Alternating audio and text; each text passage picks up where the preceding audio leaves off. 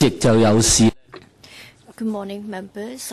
The chair is otherwise engaged, so he will be a bit late. I'll be taking over the chairmanship for the time being. We've formed a quorum. I call the meeting to order. Since the last meeting, we've received a number of papers. I won't go into the details.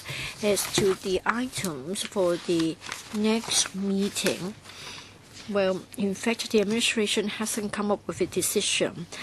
The main reason being that the administration would like to await the publication of the policy address before coming back to us to propose items for the February meeting. The administration very much likes us to have a special meeting on the 23rd of January. Why don't we set the agenda for February on that day? Any questions? No? Then so be it.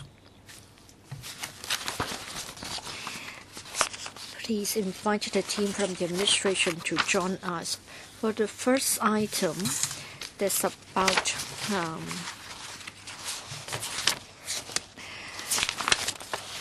the shortage of supporting staff, including program workers in the social welfare sector.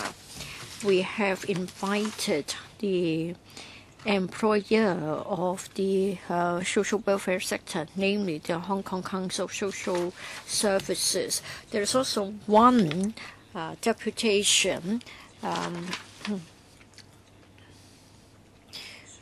which will speak to us because all along they've been concerned about it. However, Hong Kong CSS cannot make it today because they've forgotten that they were supposed to have regular meetings on Monday mornings, so they have only submitted a written paper to us and they won't be represented at today's meeting. I would like to welcome the 3 guest speakers from the administration, and then we'll wait for the arrival of the program workers representative, and then we will start formally. Maybe the bureau or the department can walk us through the paper first, and then I'll give the floor to the staff side, and then we will give the floor to the members. Just a moment. I want to know whether the staff side representative has arrived or not. Already arrived? All right, very good.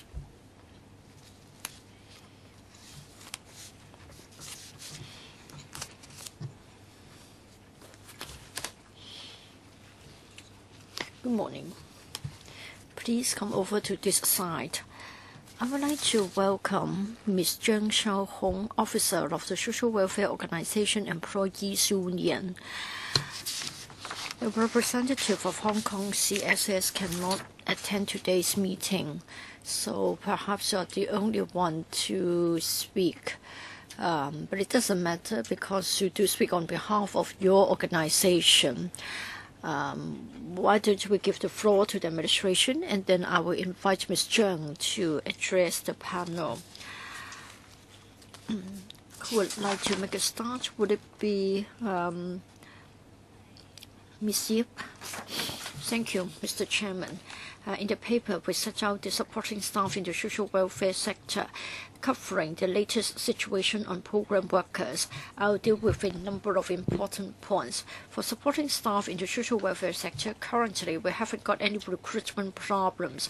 However, for personal care posts, say for example in the RCHEs, we have the care workers, health workers, and other personal care worker and hostel staff in rehabilitation services. We face the problem of aging of incumbent staff and difficulties in staff recruitment. And then I want to go to the nature of the temporary PW posts. In the year 2008, the post was created. The purpose was meant to have provisional funding so as to create 3,000 temporary program worker posts for young people aged between 15 and 29 for 3 years. They were never meant to be long-term posts. The purpose is, through the creation of the posts, the young people will have some initial work experience, and then there is also an element of training. It is hoped that after going through the training, they will either go back to the open labor market or they will seek further studies. In fact, many organizations have told us that the post holders don't actually work continuously for 3 years. After a year or so, having been trained, they have the ability or the experience to go to the open labor market to seek a job. And thirdly, for the PW program, it will come to an end in March this year. So we have to look at the arrangements for the termination of the PW program. Within the administration or the NGOs, a lot of work has been done. Let me talk about a new program. And in fact, the Union Institute and the Open University has started a pilot scheme for training of multi-skills workers. That is the Youth Career Navigation Scheme in elderly services. Many young people would like to find a career path. They are not satisfied with staying in a particular post. Therefore, we understand that the elderly services sector requires a lot of young people to join their staff, and we know that there is a diploma in health studies. Now, what we are looking at is that the young people will be learning in the job, and then they can have the part-time diploma course. And so first of all, they will work as a support staff, and then they will take the course, and after the 37-month program, the trainees will be qualified as registration of health workers, and then later on they can seek further qualifications as enrolled nurse. So we're trying to create a career path for the young people, and we hope that in this way they have a career ladder. We are concerned about the employment situation of young people. We've been talking to the Labor Department. Now, in the private sector, for the vacancies available, there are over 10,000 vacancies, according to the LD. For those having a qualification at Form 5, or having less than 1 year's experience, there are also 50,000 such vacancies. Well, as to whether there are vacancies in the welfare services sector, we've made inquiries, and we've been told that there are over 700 vacancies in the welfare sector suitable for young people with qualification below Secondary 5, and then the Employee Retraining Board has also provided a lot of opportunities. There are over 800 training places. So we hope that when the young people leave the PW post, they will be able to get suitable jobs if they're willing to stay in the welfare sector. In fact, there are many vacancies requiring young people. And if they are interested in the private sector, again, there are lots of vacancies. Therefore, we are trying to cover a lot of work. And something which hasn't been included in the paper is that we've been liaising with individual organizations, in particular those having a lot of PW workers like Caritas, Singonghui, Federation of Youth, etc. Many organizations are also concerned about the future of such workers. The organizations themselves have done a lot of preparatory work, say, for example, career talks for the program workers, and in fact, for organizations which also have rehabilitation services or elderly services, they encourage the young people to join the subsectors requiring the recruitment of young people. So we've done a lot of preparatory work. We'll continue to liaise with the NGOs. Thank you, Mr. Chairman. Thank you. I would like to invite Ms. Zhang, Social Welfare Organization Employees Union, to speak. Well, just want to remind you that under the rules of procedures, what you're going to say will not be protected by the Legislative Council Powers and Privileges Ordinance. You have 4 minutes. Thank you. I'm the officer of the Social Welfare Organization Employees Union. I'm Zhang Xiaohong. Would like to tell you about the position of the union in relation to PW. Now, there are 3 points here. First of all, for the policy objectives as well as the nature of PWs, they are far cry from the reality. We need improvements from youth ambassadors, peer counselors, and then PWs. I think the administration has only got a very simple objective in mind, and it's meant for short term, namely to ease the unemployment problem for young people. Now unemployment has eased. Now the government is going to withdraw the PW. I think this is too superficial and too narrow-minded. So the administration increased the number of posts temporarily. There is a sudden expansion. Now a lot of paperwork is required. If you delete the posts, and there are 3,000 of them who's going to do the work. A lot of them are interested in a career development in child and youth services. So where can they go? I think it's important to have the PWs. Easing unemployment reflects just one of the many problems that we have. In fact, by withdrawing the PW post, there will be a lot of other consequential problems. And that takes me to the second point. For the support staff in the social welfare sector, there is a huge shortage. So I'm afraid that there will be a paralyzing effect by withdrawing the PW post. We interviewed 38 organizations. We have got 337 questionnaires filled, and that took place in March 2013. PWs accounted for 28.6% of the staff of many NGOs, some even going up to 50%. They cover a lot of work, leading activities, clerical work, and also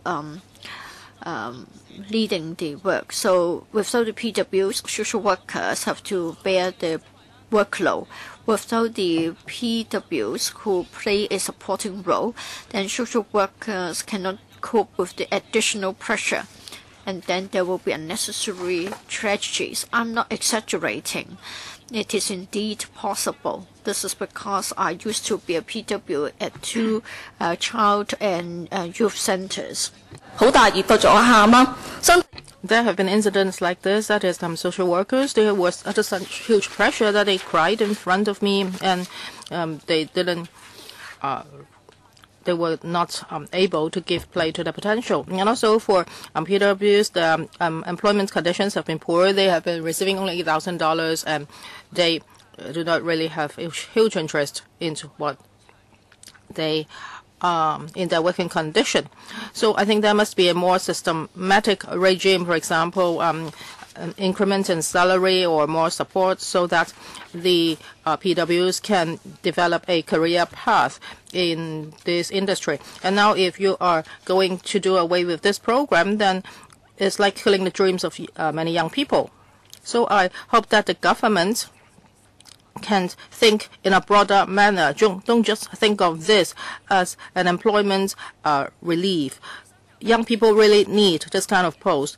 And for doctors and lawyers, they have their assistants. So for social workers, they are also working for a lot of people, working for their well-being, so they really need supporting staff as well. This is totally reasonable. So I hope that the government can think broader when it comes to policy making, and PWs should not be temporary posts, and also there should be salary increments for the PWs. Now let us open the floor to members. Now we have Fernando Chang, Tang Ka-piu, Chan Hang-peng, Pun Siu-ping, and Yik Chi-ming, who have indicated an interest to speak. 5 of them, 4 minutes each. First, Dr. Fernando Chang. Thank you, Chairman. For program workers, As Ms. Chang pointed out, I think it originally started as young ambassadors, and it has a history of 10 years already. And for this grade, when it was created, the government regarded it as a partial solution for youth unemployment problem, but I do not agree to that. I have been in the social welfare sector for a number of years, and I see 2,000 to 3,000 PWs in our industry. And these young people are actually very interested in social work.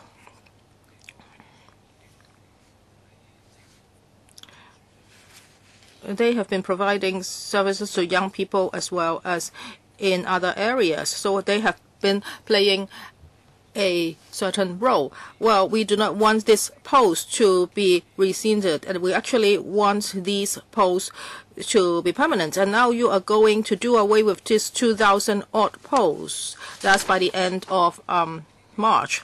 Now, has the government conducted any implication assessments? Now, because we are talking about 2,000 to 3,000 posts, it is not too small a scale.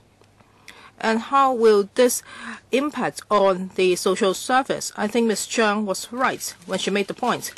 And also, when we look at the Hong Kong CSS paper, we also see that for Hong Kong's future rehabilitation service, we need thousands of people filling posts. Just now, the director mentioned the Union Institute's Youth Career Navigation Scheme in elderly services, but we are just talking about 30 places. And including the pilot scheme for training of multi-skilled workers, the total number would only be 2,000. Actually, this is a very good career ladder for young people so that they can join the social welfare sector. So do you have any plan in the coming 5 years? How many new places can be created, and what kind of manpower do we need? And we should provide a career ladder for the young people. So do you have this kind of plan? I have two questions. Director, I would like to thank Mr. Zhang for his question. Indeed, for the post of program worker, it was created in 2008. So that has already been 6 years. So for the institutions and the government, I think that we should take the lead and we should be better prepared. Last year, we already took a snapshot. It was in May last year, and then eventually we set it at September. That is, we would not employ any more new PWs. So we took a snapshot at that time of the number. So when PWs find another job, they will leave their existing post, and the post will not be filled. As stated in the paper, and also Ms. Zhang also pointed that out, how come all along the salary has been $8,000? Well, if you ask me, well, for young people, if they do this job on a long-term basis, that is not ideal. Now, why is there not a promotion ladder? Now, in the paper, it is stated that, well, actually, at that time when we created post, it was supposed to be temporary, and we didn't expect young people to stay on this post forever. It is like a training post, so after a year, they should go back to the market. So it's not that they would be making $8,000 per month every year. So that was the idea behind the whole program. As for posts in the social welfare sector, for union institution programs, 200 quotas, and for Tung Wah Group of hospitals, 300 posts, and Boys and Girls Club Association, 200 posts. We are liaising with other institutions because many of them told us that internally they have supporting staff posts, and in case there's any vacancy, they want to employ the people that are already inside the institution. As for elderly service and rehabilitation service, the institutions would also give priority to their incumbents. Well, Chairman, my time is up. I hope the director can be more focused because she has not answered my two questions. First question, now, if these 2,000 posts are cancelled, have you conducted any impact assessment to the service? And second, do you have any future plan for social welfare manpower? How many places will there be and what will the demand be like? So I have just these two simple questions. Because Mr. Chang's time is up, maybe you can give us the answer later. And Dr. Chang, please wait for the next round. Mr. Tang Ka-piu. Thank you, Chairman. Now, the deadline is the 31st of March, and it's only 80 days away. So what do you think will happen? Now, you are saying that there are now about 2,100 PWs. So by the deadline, how many of them will lose jobs?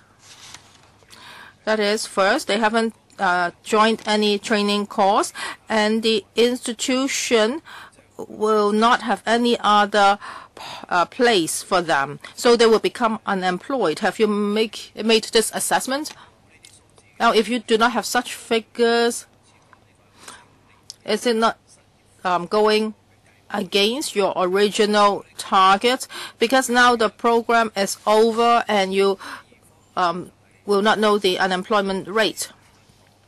And some institutions have told us, well, of course, they are like smaller institutions working in remote areas, for example, Tung Chung, Tuen Mun, and the North District. Now, we understand that Hong Kong's population is aging, and we do not need so much service for young people. But this may be a district issue. Now, in remote areas, maybe there are young people that are still in dire needs of service. And there may be intergenerational poverty. So originally, if an organization has 10 BWs and suddenly they are gone, how can they continue to provide service to these people? How do you view these two issues? Now, by the end of March, as to how many PWs will have no job, well, we are in January, and just now I have set out a number of posts. For example, Union Institute, the application date started in December, and only a dozen PWs applied for it. So as we are still waiting, we hope that the incumbent PWs will make the application as soon as possible. And also there are places in other institutions. So I hope that in the coming 2 months, the PWs will make application to these organizations. So the young people cannot just sit there and then the job will fall in front of him. So by the end of March, we have looked at the markets, we have looked at the institutions. Actually, there are vacancies, and these institutions really want the young people to join them. So I would like to call on the PWs. Don't just hold on to their existing temporary posts. They should look for long-term jobs. Because this temporary post is not ideal for them, and this was not the original intent of the program. As for youth service, as Mr. Tang said, for example, the situation in Tuen Mun, would there be a huge impact on Tuen Mun, etc.? We have looked at each district, and we have looked at the provision of youth service in these districts. In the paper, we stated that for the existing PWs, over 83% of them are providing youth services. But the population of youth has been dropping. So when it comes to planning for all the districts, including Tuen Mun, actually there is an oversupply of youth service by 25%. Because youth population has been dropping. Mr. Tang Ka-piu is talking about individual districts, Tung Chung, North District, Sham Shui Po, Tuen Mun. We have looked at all the districts. Maybe my colleague can tell you more about these districts. Well, on the whole, by 2021, the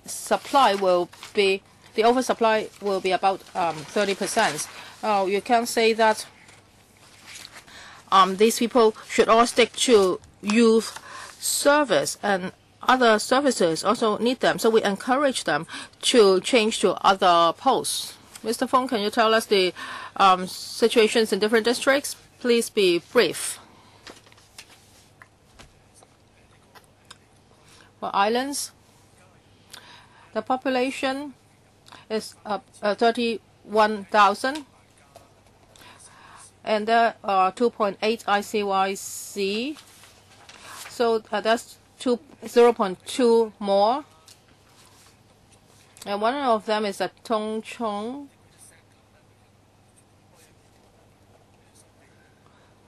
They will be establishing a sub-base. So in 2016-17, there will be an increase for manpower. Yes, we will indeed employ more people. But not these people may be new. Some of them will be transferred from other districts. And on the whole, it will be a quarter more. Now let me talk about another district, Tuen Mun. Now 99,000 people between the age of 6 to 24. We have 13.6 ICYC, and that's 6.8 of 5.2 more. And by 2021, the population will drop to 80,000. There will be 6.8 more institutions. As for the North District, now there are 69,000 people between the age of 6 to 24, and now there are 7 ICYCs. The amount is only 5.8, so it's 1.2 more. By 2021, the population, the youth population of North District will drop to 51,000. They only need 4.3 institutions, 2.7 institutions more. As for the government's figures, it seems that they have given us an answer, but I think Mr. Tang is more concerned about smaller districts. Well, Director, can you provide us with those figures in writing so that we can analyze those figures? But they have not answered my questions. That is, by the 31st of March, how many people will become jobless? Okay, Tang Ka-piu, you can wait for the second round. Well, as to the figures that you cited, can you not give them to us? Certainly. You need to sort of collate them. We don't want to have to do the collating work ourselves. Next, Mr. Chen Hang, and then Mr. Pun Xiaoping. Thank you, Mr. Chairman. Yes, we do have a low unemployment rate, but not so for young people. It's still at a high level. The director talked about the scheme run by Yun Yun Institute as well as others. But on the face of it, they are all related to elderly services.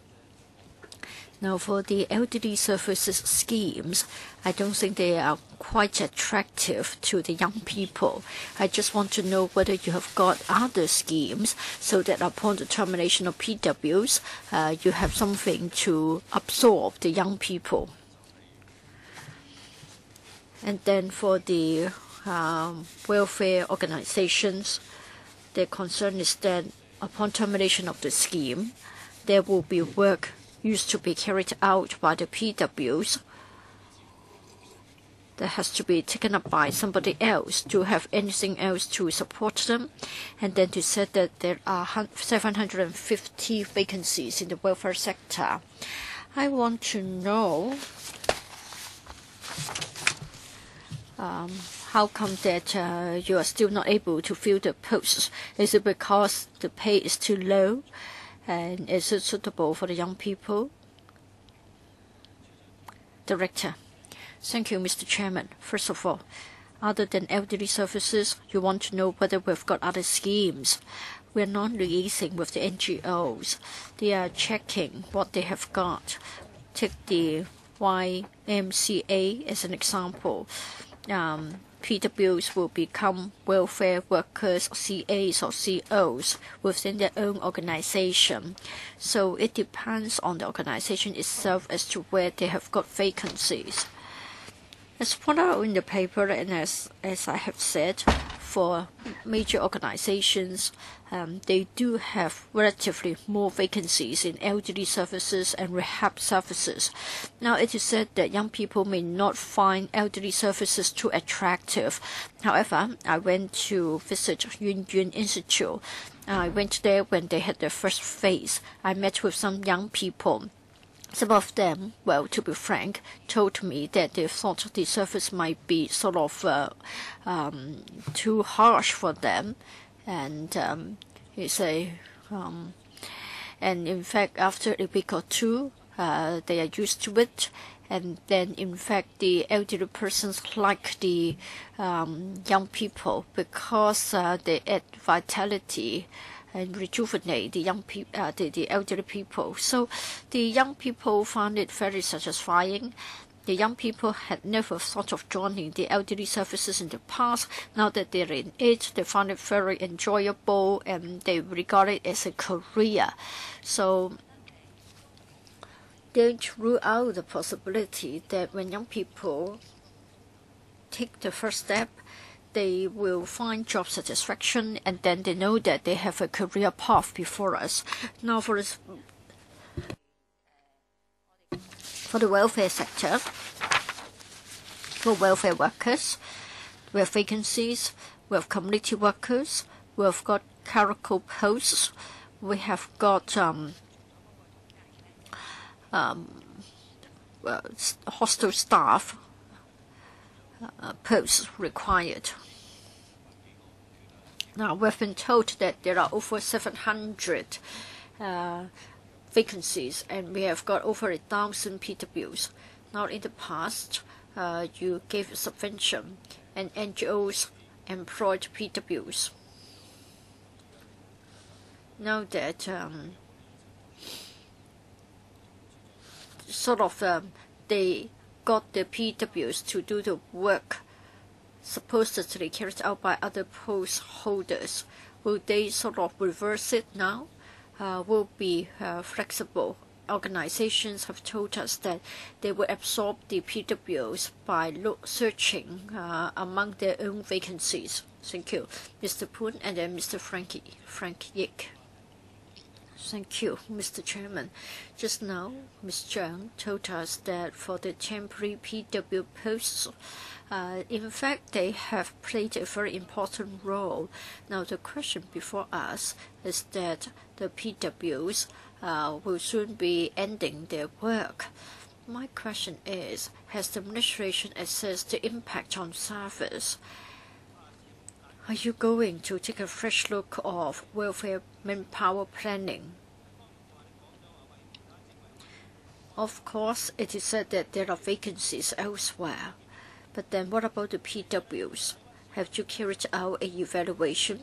And then for a submission from the Hong Kong CSS, it is said that there is a shortage of manpower given the expansion of service. Of course, we have been told about the training opportunities in elderly services for the young people. Can you divulge more details?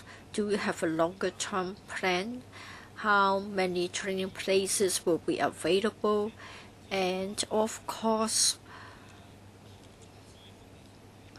we are interested in the pay as well as the service in terms of the conditions in terms of service. Hong Kong CSS has said that we need to review the pay scale. So have you talked to the welfare organizations about the pay structure? The Labor Advisory Board is considering importation of labor. So I just want to know whether you are reserving the opportunities for the young people in this field. As to the impact, as well as the impact on the welfare sector manpower, well, in fact, over 83% of the PWs work in children and youth service, but then there's already a surplus of such service. So we hope that the young people currently working as PWs will move into other sectors or subsectors. As to training places, as to how many places will be made available, in our paper we have listed a number of examples, all of them making use of the lottery fund. We do encourage the following arrangement. If a welfare sector organization encounters problems in converting the PW posts, they can certainly approach the lottery fund. Like the Boys and Girls Association, they have got funding to launch a 9-month career development project, helping the young people to carry out life planning.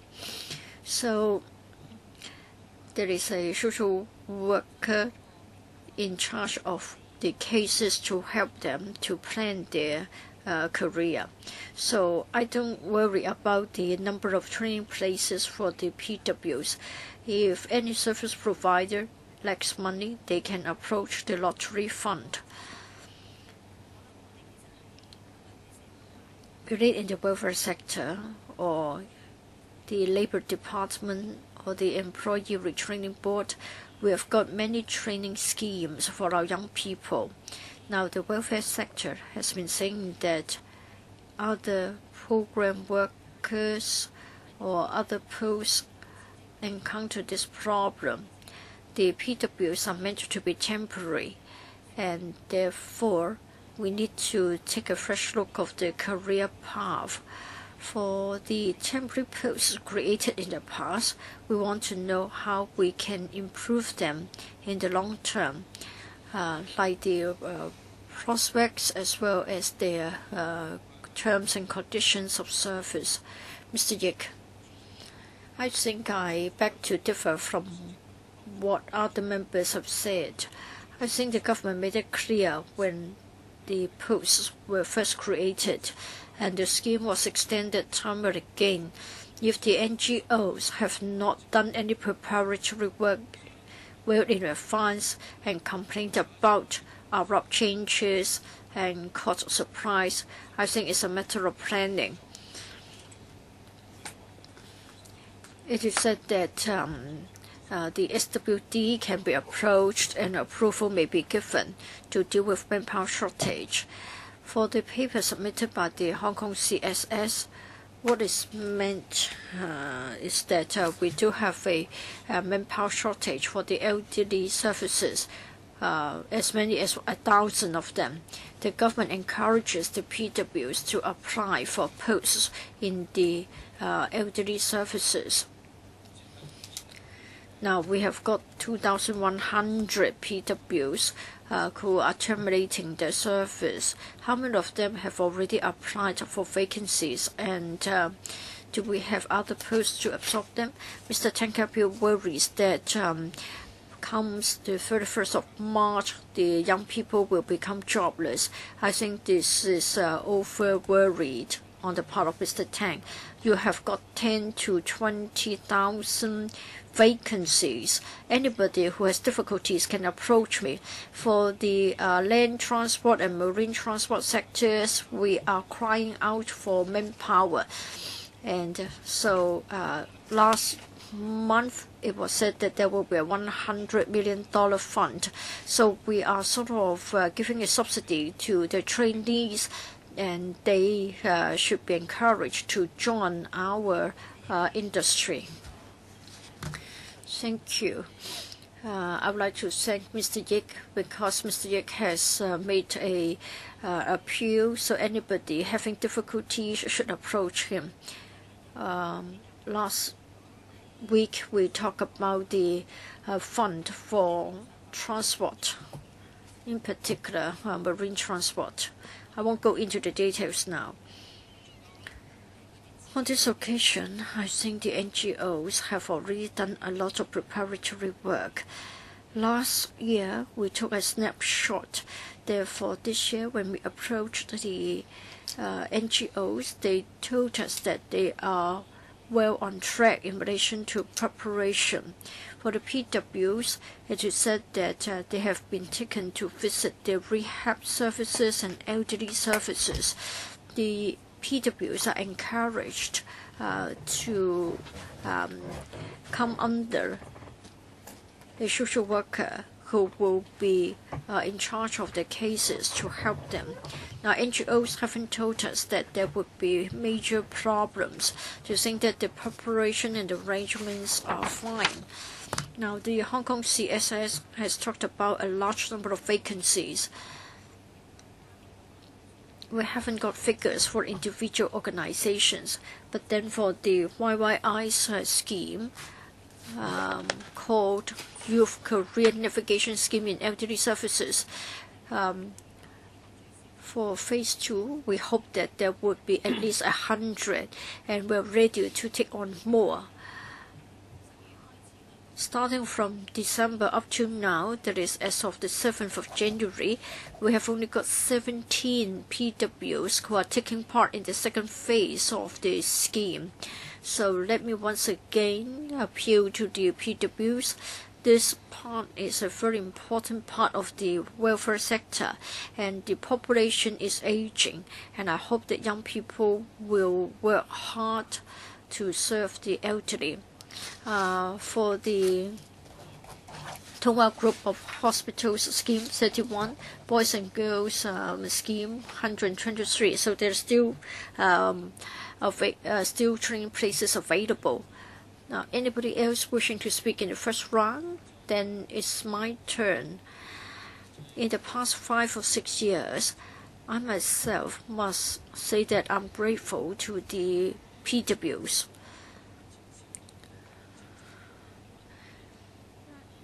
They won't join the welfare sector had it not been for the youth unemployment issue.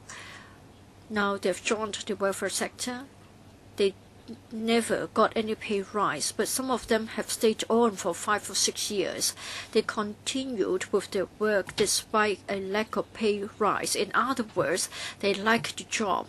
And then the NGOs haven't sort of made any changes. It means that the NGOs always have a demand for such a job. Now, it is sad to see that the PWs are coming to an end. At first, it was meant to be temporary, but then it seems that both parties are happy with the arrangement. Now, we are going to break them up. Now, I would like to analyze the situation. Now, for the supporting staff, in the past 10 years, there has not been any change. The need for service has increased significantly in the past 10 years. Now, for elderly district centers, now they are providing service to those elderly who are hiding at homes, and more subsidies have been given, and also funding has been provided for drug addiction examination, and for drug prevention services, funding has also been improved. But there has only been an increase in the number of professional grades people, but not for supporting staff. There have been an increase in administrative work in the past few years too. So PWs were able to support them in this regard. Now the number of services is increasing, and the community care fund would not stop operating, so more support will be needed. And there is another inadequacy for the existing supporting staff vacancies. They are very difficult to be filled, and so there is even a bigger need for supporting people.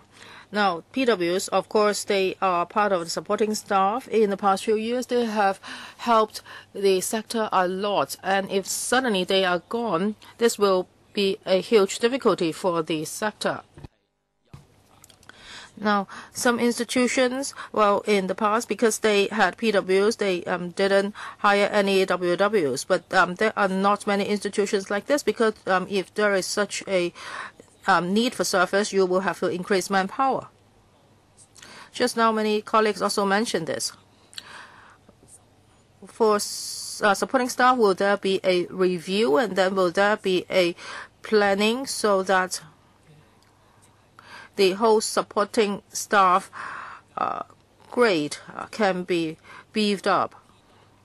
Now, for PWs, can this post be regularized? It's already very late.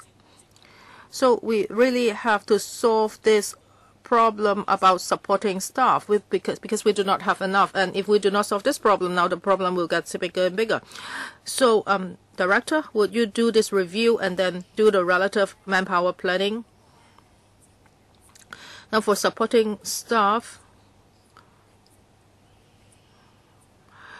under the lump sum grant subvention scheme, the government has been providing additional fundings to institutions so that their administration and support could be enhanced. Now, in 2028, there was a funding of 200 million, and then that was 24 million in the following year. Well, you have given money to the substitutions and they still do not have enough manpower. So that's why you need to conduct a review. I think the money has gone to those people at the upper ranks. So the headquarters have to do a lot of administrative work because now you have this SG subvention scheme. But how much money will be channeled towards the frontline workers? We do not know. So you need to conduct a review as to whether there's enough supporting staff in the social welfare sector. We have been monitoring the situation. But under the LSG system, the relevant independent committee has conducted a review, and it discovered that the SWD should not be too rigid about the manpower arrangements in institutions.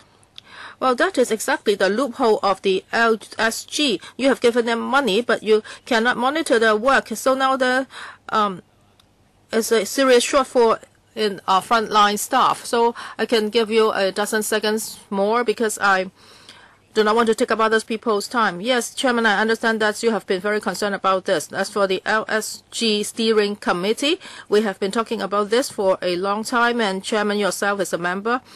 So in the future, when we continue to discuss, we will be looking at this issue. And we have been talking about best practice guideline. And with that, we can communicate better with the staff so that improvements can be made. Thank you.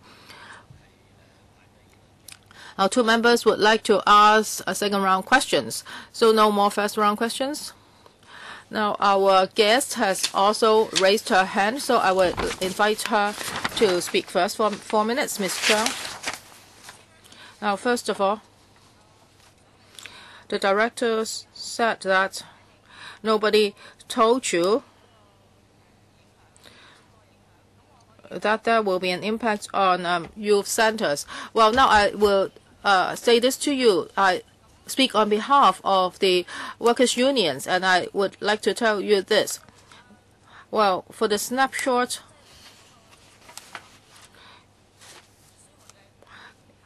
you said that relief has already been provided to the youth centers. But now the youth centers making use of their own money to employ PAs, program assistants. So for youth centers who do not have the budget for PAs, they will face a major problem. So how are you going to handle this? Have you really conducted a service impact assessment? And thirdly, for young people, they need choices. They don't just want to work for elderly services institutions. some people would like to work for youth services. So where can they go? They cannot survive without this. Director, any response? I would like to thank you for reflecting the difficulties to me. Yes, some PWs have told me about their difficulties. Now we are liaising with the institutions as to how they are preparing for this new arrangements for PWs. Well, we are very willing to talk to them. So if institutions face problems, please talk to us. We have been trying to liaise with the institutions. As for youth center, yes, I have worked with I have met with a lot of program workers, and they say that they have been providing service to young people. They're very happy about their jobs, and that's almost like the ideals. But I would like to reiterate that, well, for public resources, they have to be spent on the most needy areas. So for youth service, as we said just now, because now there is an oversupply, so we should put the public resources in other areas which are more needy. So I would like to call on the PWs to look at other areas of the social welfare sector. Well, they can go visit those new institutions. It's not as bad as what they think. As for oversupply, I don't see that. Now, I work for a youth center. During summer holidays, we are very busy and there are always long queues. So if there are no PWs, we cannot survive. Now I work for the Islands Youth Center. Then, yes, the number of youth has dropped. However, there are a lot of services and paperwork. That is the impact of the lump sum grants. And I hope that you can really conduct an assessment on service impact, because now I don't think you have justifications for your arguments. So I hope you will do that. 30 seconds, Director. We have always been talking to institutions. We asked them how prepared they are, will there be a huge impact, etc. And the institutions told us that in the past few years they have been making the preparation, especially since last year's snapshot. And so we have looked at the impact because we have talked to institutions. So if individual institutions face huge problems, they can always come to us and we can look at the problems together and see how the arrangements can be made in a smoother manner. Next round of questions, Mr. Tang Ka-piu, Dr. Fernando Chang, Tang Ka-piu, and Yik Chi Ming. Mr. Chang has left just now, so Mr. Tang. Well, examples have told us that PWs have been making significant contributions. They themselves are service users. They are picked up by social workers, and originally they were very naughty, and gradually they became PWs. I don't think the community would think like this. That is, now the number of young people has dropped, so we do not have to come up with new ideas. Now, in the policy address, if the CE proposes support for special education, if it proposes support for drug prevention or support for intergenerational poverty, well, all these are about young people. So you are not going to provide support. Now we're talking about 2,100 posts. And these young people have already been connected with the social welfare sector, and they have a passion for it.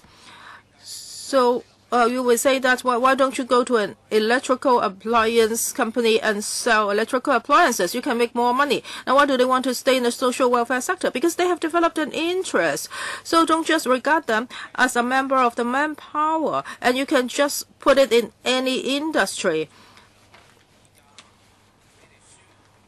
Now you are announcing that this program will not continue, but there are still 2,100 people staying in the sector. How do you explain that? As for elderly service and rehabilitation service, they are added, and I would like to praise that. So can you have a more comprehensive transaction? Now for the existing PAs, they are also supporting staff. So can you give more funding to the subvented organizations so that they can continue to hire these PWs? Now for that $300 million, is not just a sweetener. It should be used for enforcement, implementing programs that are in line with the new services. It's not just like handing out sweeteners. The concept is totally wrong. Have you borne the concept of human in mind? I hope the director can respond to my queries. Now, PAs are the only existing or the only remaining posts, and they're accountable posts. Can you increase the number of that? As for program workers, I'm sure they have made significant contributions. As Mr. Tang said just now, well, originally some of these young people were pretty naughty, and after training they became very proper persons. Well, for this post, the pay has always been $8,000. We do not want the young people to stay at this post forever. You can say this is a job, but actually it's a training program. So after training, now because then they will be equipped with the ability to go into the open markets. They have to test their ability. They should not stay in that post forever. And Mr. Tang said that, how about increasing the number of PAs? Well, I think that would be a retrogression. Now, when the PAs were created, we just asked for the candidates to have an education level of secondary 3. So young people should look upwards. There should be a career ladder. It's not that now the temporary post is gone, they should look for more inferior job. Well, we're talking about 2,100 posts. I think Mr. Yip also made it very clear. No matter whether it's the business sector or the shipping sector, there are many vacancies. They want young people to join them. Well, Mr. Yip said that for those young people who cannot find a job, come to me. Well, I think the FTU has also been saying that.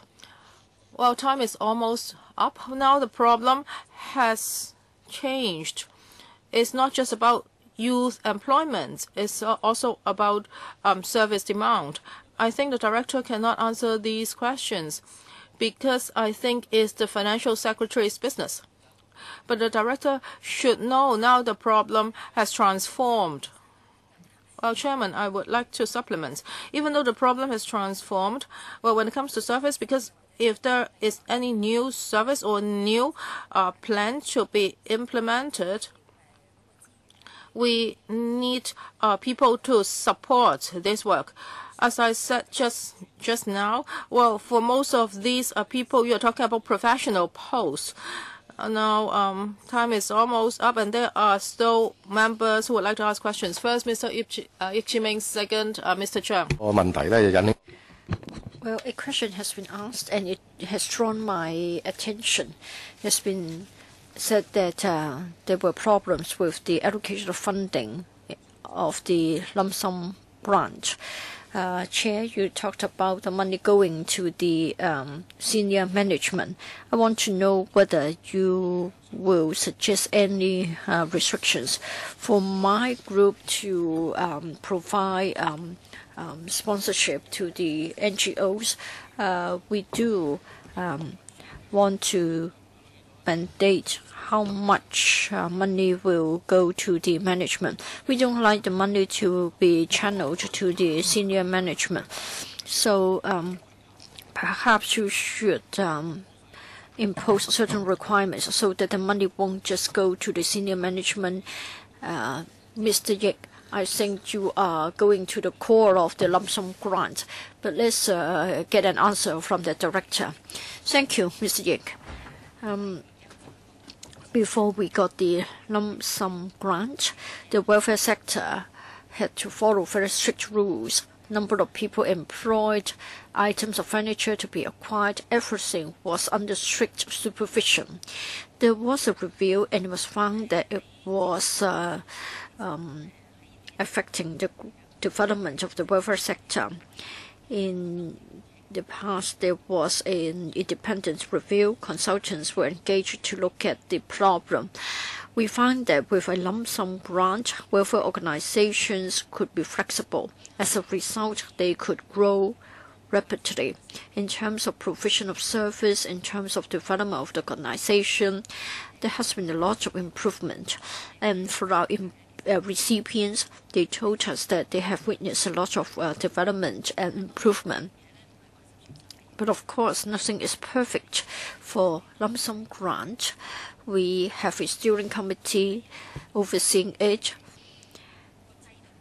The system is such that we hope that the NGOs can use the money flexibly.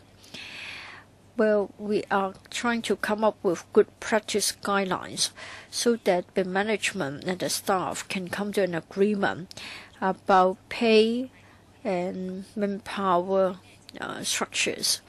And we should also decide on things that should be made public.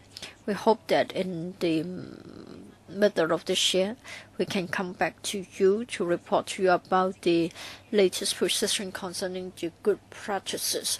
The chair has also taken an active role. But of course, it's up to the management and the staff to reach a consensus. It won't be easy. We'll work hard and we'll come back to you. Chair, you are the expert. No, please don't say so. Now, generally speaking, for us in the business sector, we always have certain models. Say the cost will account for this portion and the percentage taken up by others. But of course, we can't apply the same to everything else. I do appreciate the merits of flexibility. But I just wonder if you can mandate a particular percentage to be used for frontline support. Yes, I think your recommendation has been made. So the last one to speak in the second round, Fernando Zhang. Before Mr. Zhang speaks, may I remind you that Mr. Tang Ka-piu has moved a motion seconded by Mr. Poon. So please take a note of the wording of his motion. Fernando Zhang. Mr. Yik comes from a very different sector, but I do agree with what you have said, Mr. Yik. We must have certain rules and we must have planning and the governance of organizations is such that they must have the proper deployment of manpower resources. The government would like to go after greatly forward type projects.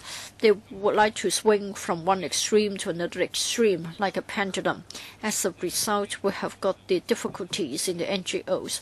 Now for the top level management, they are bloated, and then at the front line, the workers are having a hard day. 10 out of 10 interviewed would say that they object to the lump sum grant. But of course, that's not the agenda for today. But then the lump sum grant has done this service to the sector. Now, the director hasn't really answered the questions. Now, in one strike, you're going to delete 2,000 posts for the PWs. Have you ever considered the assessing the impact on the welfare sector? Now, we've been told that according to a survey, among the 38 organizations, PWs account for 28% of the total staff. So I think it is something very serious. Have you assessed the impact? If not, then all out of sudden we're losing 2,000 jobs. You say that you will leave it to the organizations. Of course, it isn't a matter for individual workers.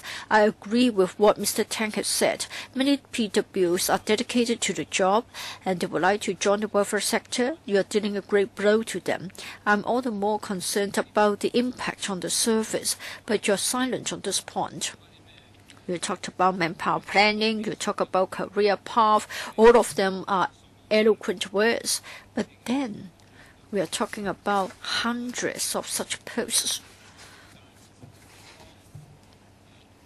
Now, in rehab services and elderly services, children and youth services, we are talking about thousands of jobs, and we need all of them. So have you ever considered the case? Do you have anything concrete to tell us as to how many such support staff members we need in the next 5 years? Now you are providing training schemes. How many young people can be absorbed into such schemes? Director, we have a number of rounds of discussion. As far as the impact on the welfare sector, well, all along, throughout, the PWs are not meant to be the core posts. They are training posts. So it is hoped that the trainees can mature. So we are not supposed to have the PWs as the core posts for the NGOs.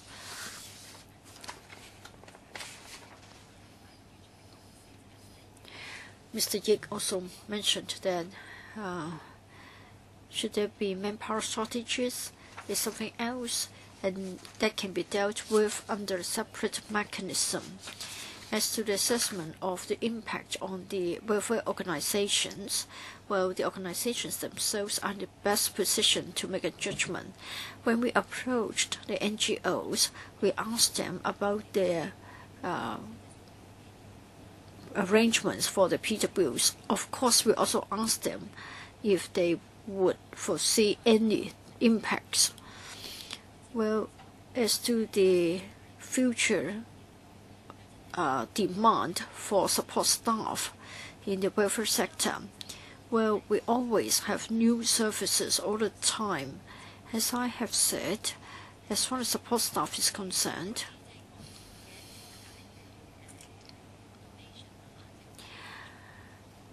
for projects supported by business sector donation, I've already told them that they should reserve sufficient staff and they mustn't keep the service level stagnant. You must allow for an expansion even in a 3-year cycle. So I think we need to be clear. When it comes to support staff, don't just have a large number of supervising staff without adequate support staff at the forefront. And then when you bid for a project that will run for 3 years, you should also bear in mind what will happen in 3 years' time. Mr. Chairman, is too vague. You're just leaving the problem in the hands of the NGOs. So I don't think there is any assessment of the impact. I think if they haven't carried out an assessment, then they don't have the right to say anything. I don't think you can press an answer from them. I think they are mostly responsible. Well, I hope that the administration can give us some framework ideas. I'm sure there must be some figures within the position of the government. We want to know about the organizational structure. We want to know how many support staff members there are, how many supervising staff members there are, and then we can tell whether it is proper or not. We haven't got them, so it's difficult for us to comment. Since the lump sum grant, we are not sure about the manpower deployment because it is not published. But I don't think it is a secret because money has been given, and I think the subvention would decide on the number of staff members at different ranks in different grades. So there must be some figures available, and I hope the government can provide us with some basic information. It's not the first time I asked for it, and I asked for it many times last year. The administration has said it will try, but never have we been given an answer. So on the basis of Mr. Cheng's question, we hope that we can be given the basic figures. If we find them all right, so be it. If not, we should go after the core of the problem. So it's a matter of the establishment rather than the recruitment. that is important. Director. Mr. Chairman, indeed, this was raised many times. Under the lump sum grant, when we plan for new services, of course, we do have something for reference. But then that's for reference only, and that's about the establishment. I have to interrupt you, sorry, Director. For the lump sum grant, you're going to give NGOs a lot of flexibility. It's up to them to decide on the manpower deployment. We are concerned, but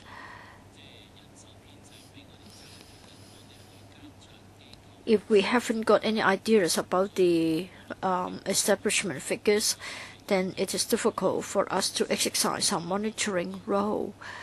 So please regard this as a panel's request. I think we need to deal with the motion as well. Well, for the motion, I think we need to ask for the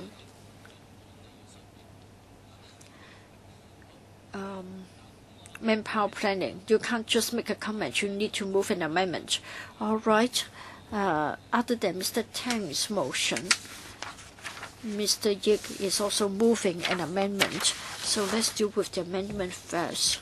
Mr. Yik, can I briefly explain the nature of my amendment? Yes, please. Well, the way it is written seems to imply that you mustn't chop the jobs and you have to find a way to absorb all the 2,100 of them. Well, I just want to add a phrase there to carry out a review as soon as possible and try to absorb them. As I have said, I don't think there will be any unemployment upon termination of PWs because there are lots of vacancies in the market. Let me deal with the motion first. Mr. Wong. Yes, I want to comment on the motion. A word on the wording. First of all, Mr. Yik, this panel or this committee aren't too different. You have said, please carry out a review ASAP. What review? Review of what? Now, review the youth work or what? And then you say, and then through the creation of permanent posts. I think it's better to say review the policy. And then there is a typo here, or the use of a wrong character in the term 提升. I think Mr. Wong is always a teacher, but it doesn't matter. He has pointed out the mistakes in the wording. Mr. Yik, do you disagree? I agree with what Mr. Raymond Wong has said. I think he's right.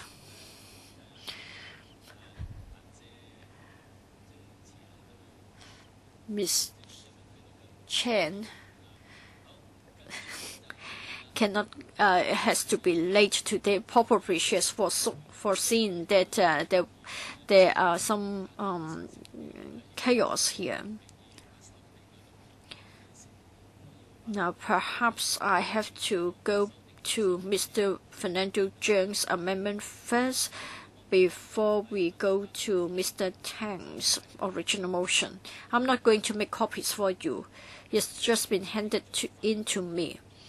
After carrying out a review ASAP in relation to the relevant policy, that is after the comma, in 6 months' time, a report should be given to this panel. There's a proposed amendment from Mr. Zheng, so there is to be a time limit. Mr. Yik, what is your view? I don't have any strong views. I welcome your answer. Now, for Mr. Tang's motion, whether there will be unemployment, we know it when 31st of March comes. Let me read it out. I hope I have got it right. This panel urges the Social Welfare Department to give recognition to the contribution of the program workers and regards the manpower planning of the social welfare sector is something important and carry out a review of the policy as soon as possible. And in 6 months' time, provide a report to this panel. And then through the creation of permanent posts for the support staff, the 2,100 PWs can be absorbed. In this way, we can enhance the service quality. So we can also rectify some of the typos. Any objection? Any abstention? I think the Chinese character before absorb can be deleted. Okay, let's do that. Secretary? And any objection, any abstention? So we all endorse it. We'd like to thank our guests and the public officers attending the meeting. Let's move on to the next agenda item. That is humanitarian assistance for non-refoulement claimants in Hong Kong. 冇啦，你啦，佢翻嚟啦。我呢只爆車炭嘅隧道係咪前？好在我嗰條片未順咗，你繼續你等我撕碎翻嚟先。你知 call 車嚟 call 車好煩啊先。好在未入到隧道喺西隧，仲紅隧大塞車轉去西隧，跟住爆車炭。好在我如果再多1-2分嗱紅隧我即係及時轉西隧傾下啦。點知咧喺我哋過個欄之後咧就個車開始夾。好在有個2高個打氣站俾我轉埋喺度，即刻 call 車。咁但係都有車，所有的先叫佢散下。好，我哋歡迎。Let us welcome the government officials from the Security Bureau, Social Welfare Department, as well as Education Bureau. You got a name list. I'm not going to read it out.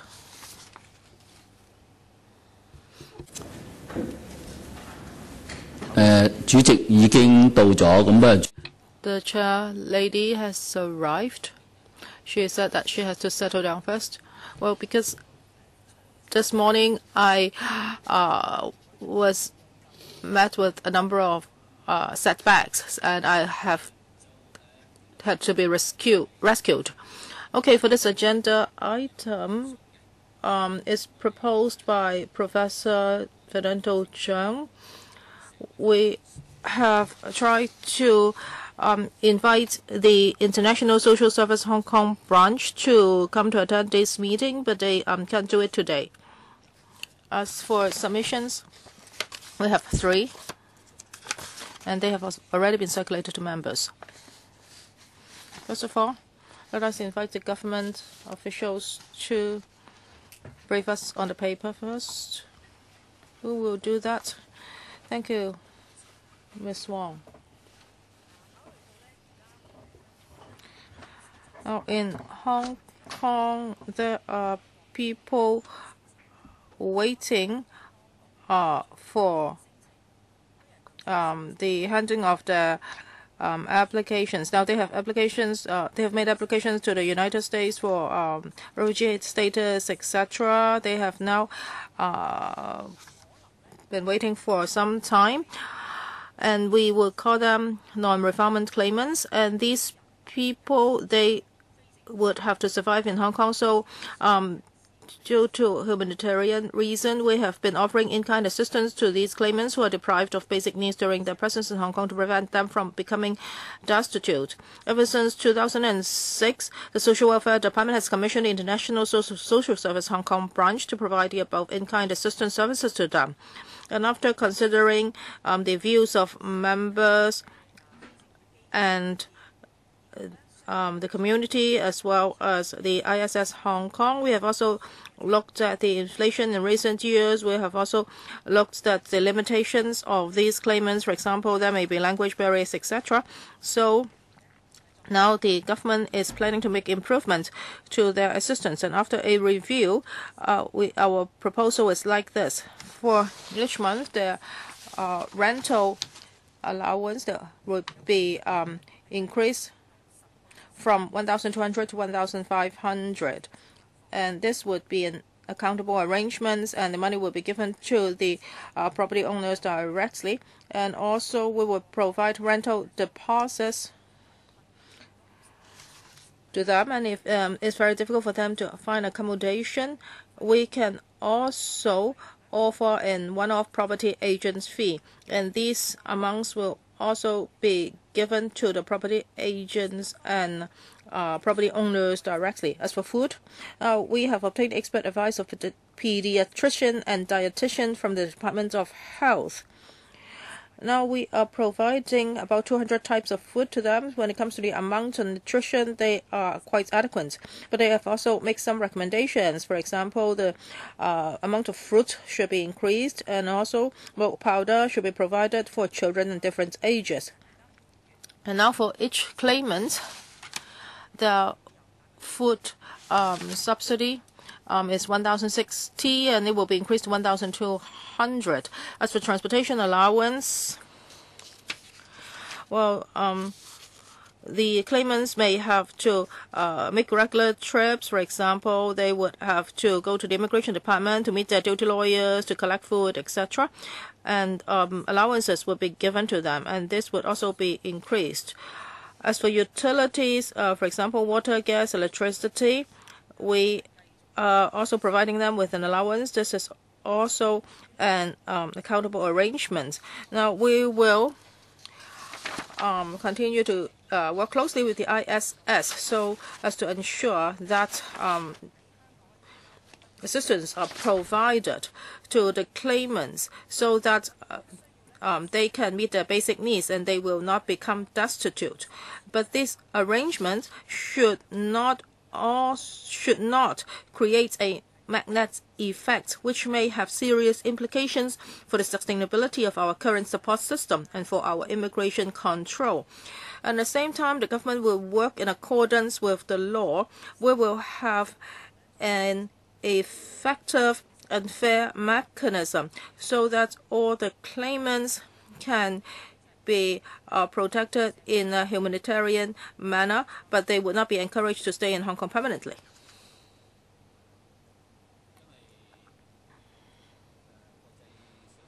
For the ISS, they have not sent a representative here, so I will now open the floor to members. Each member will be given 4 minutes.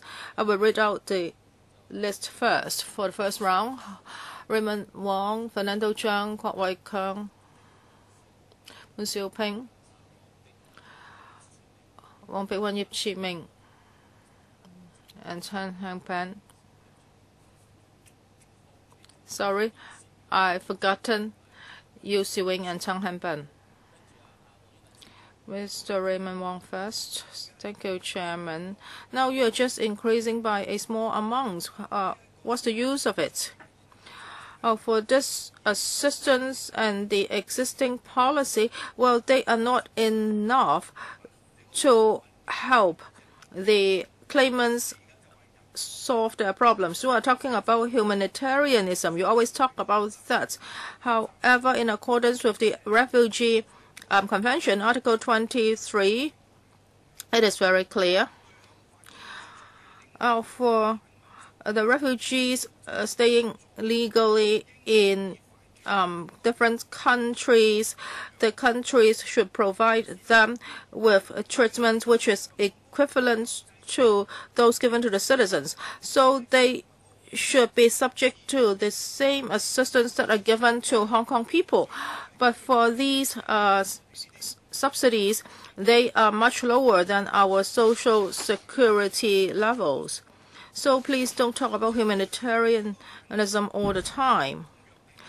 Well, Article 23 of the Refugee Convention has made it clear. Now you have just given them a tiny increase, and it's still a far cry from the social security level in Hong Kong. Now you're allowing these people to stay in Hong Kong, and you know that the application period is very long, and they would have to stay in Hong Kong for a long time. So you're forcing them to become illegal laborers, and if they commit or if they violate the law, then they will be repatriated.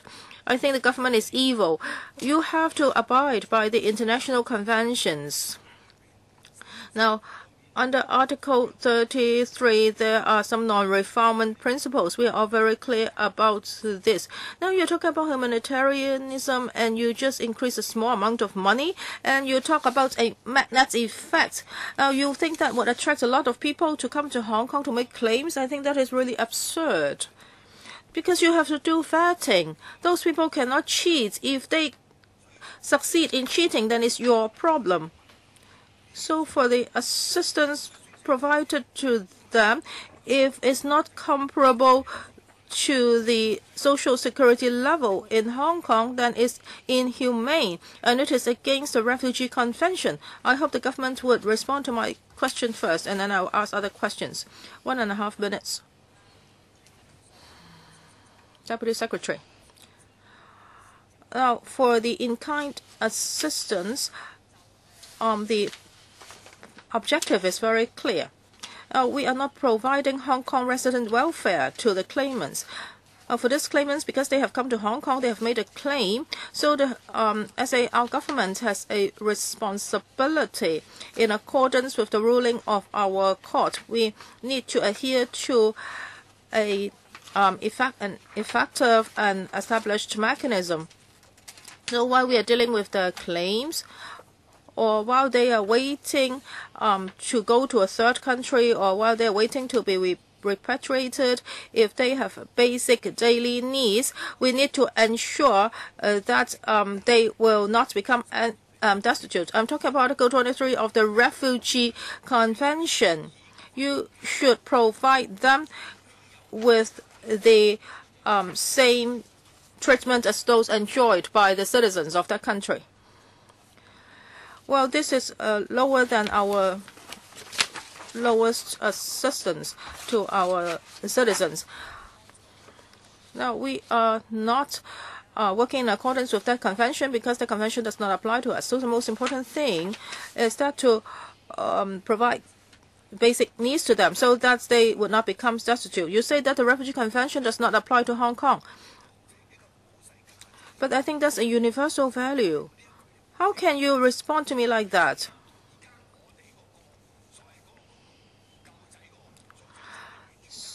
So for the money you give to them is much less than the money you're giving to our own citizens. So that's why we are forcing them to become illegal workers. Now, just now, a number of hands were raised. So I will read out the list again. Fernando Chang, Kwok Wai Kang, Pun Siu Ping, Yik Chi Ming, Helena Wong, Yu Siwing, Shen Hang Pen, Paul Che, Emily Lau. Who else? No, then we will follow the list. Fernando Chang. I agree with Mr. Raymond Wong. For this humanitarian assistance, it should be in line with our CSSA level, unless there are things that are only applicable to Hong Kong residents. Well, for CSSA, it also only provides for basic needs. Now, you do not want these claimants to become destitute, and that's also the goal of the CSSA. Well, no matter what, this is at least an improvement. It has been dragged on for several months, and now the government is telling us that there will be this increase. Well, we welcome this change. However, if the humanitarian assistance can be increased to the CSSA level, I would be even more pleased. Now, for these refugees or claimants,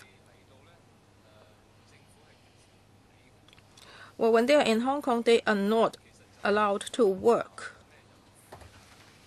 There is no law prohibiting them from working. But no matter whether they are paid for their jobs or not, they are not allowed to take up any job. Well, I have come into contact with these claimants, and many of them would like to work. They want to be self-sufficient. Well, some adults really want to work while they are in Hong Kong. Now, in the future, there will be a new mechanism for vetting, so I hope that the vetting period can be much shortened. Anyway, they will stay in Hong Kong for years, so how come they are not allowed to work, or at least voluntary work in NGOs, so that their life would be more meaningful? I think this is a basic human right. So, first of all, about the opportunity to work, I hope the government will be more open about that. 個人道支援呢， And then for the humanitarian assistance, I think all along there has been only one single service provider. In the past, we've heard about confrontations, and there isn't any appeal mechanisms. Now, to have only one single service provider, it means that it will be difficult to deal with the cases when there are disputes. It isn't a small-scale service. It is a contract covering 5,000 people. So I think the service contract should be broken up into at least 2, if not more. So there should also be an appeal mechanism as well. Well, I have to be stricter about the time management. Mr. Chairman, Mr. Zheng talks about a very important issue, namely the right to work. I have to explain the matter clearly. According to our law, the position is clear. Anybody not having the right to entry and without the permission, they're not allowed to work. Hong Kong is a very special case. We have got long coastline. We have got very efficient transport systems. If we send out the message causing misunderstanding that anybody without the right to entry to stay in Hong Kong will be entitled to the right to work, then I am afraid that we'll be faced with a huge immigration control risk. So the position of law is very clear. They can't work. What about voluntary work? We have to be very clear about this as to whether paid or not, no jobs can be held. I think the second question hasn't been answered. Maybe we'll see if there's time later on. Mr. Kwok, I think we have to be clear that Hong Kong is a very tiny city. We are not a nation. Therefore, for suspected refugees, we have already done our best in relation to the provision of benefits. The rent assistance will be enhanced, even though it is not a huge sum, and then we are providing food in kind. And then for the transport subsidies, again, there will be an enhancement. This is indeed reasonable and sensible. They have to go around town to deal with different procedures. I think taken as a whole, the humanitarian assistance is not bad. And they are staying in Hong Kong for a short time, and as a member from the labor sector, I don't think they should be given the misunderstanding that they are allowed to stay in Hong Kong for the long term. In the past couple of years, I want to know about the total number of applicants and how many of them have their torture claims established. Well, I think in this way we can understand their true picture. Now, it is a fact that our rental assistance is on the high side. Now, if they need a higher rental assistance, then perhaps discretion should be exercised. Who will exercise the discretion? Would it be the SWD or the service provider?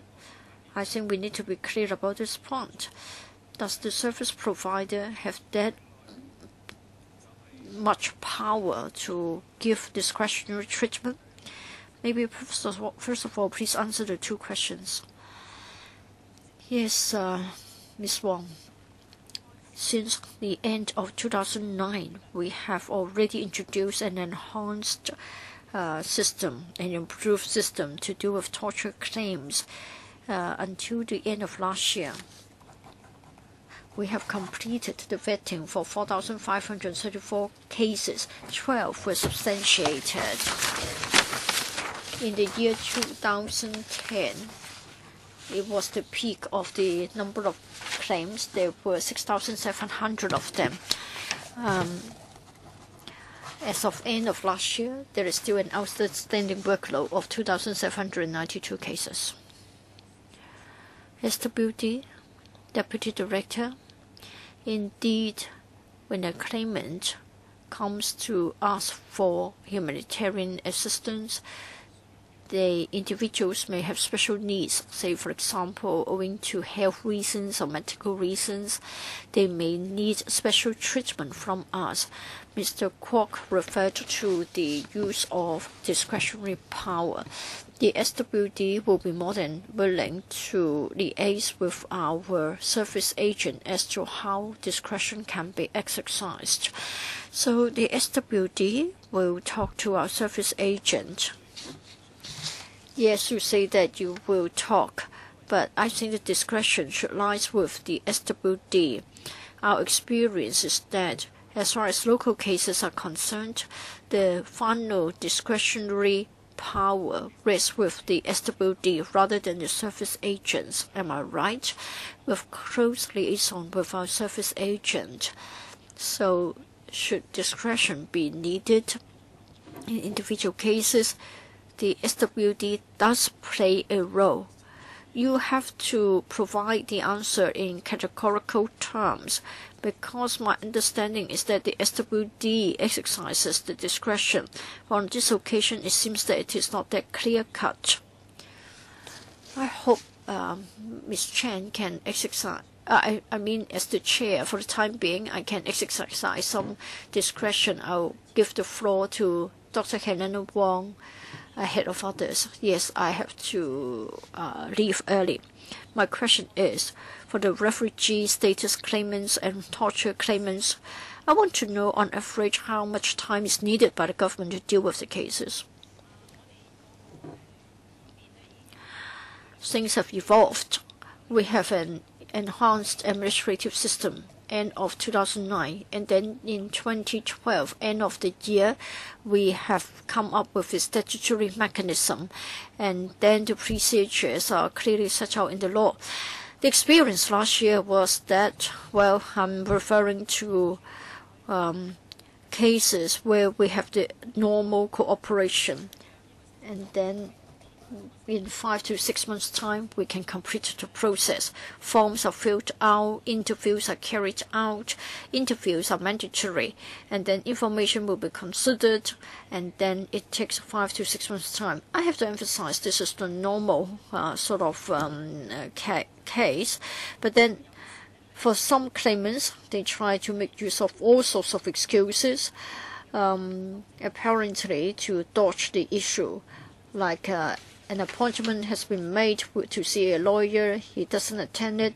An interview has been arranged, he doesn't attend. And then towards very late of the stage, supplementary information is supplied. Or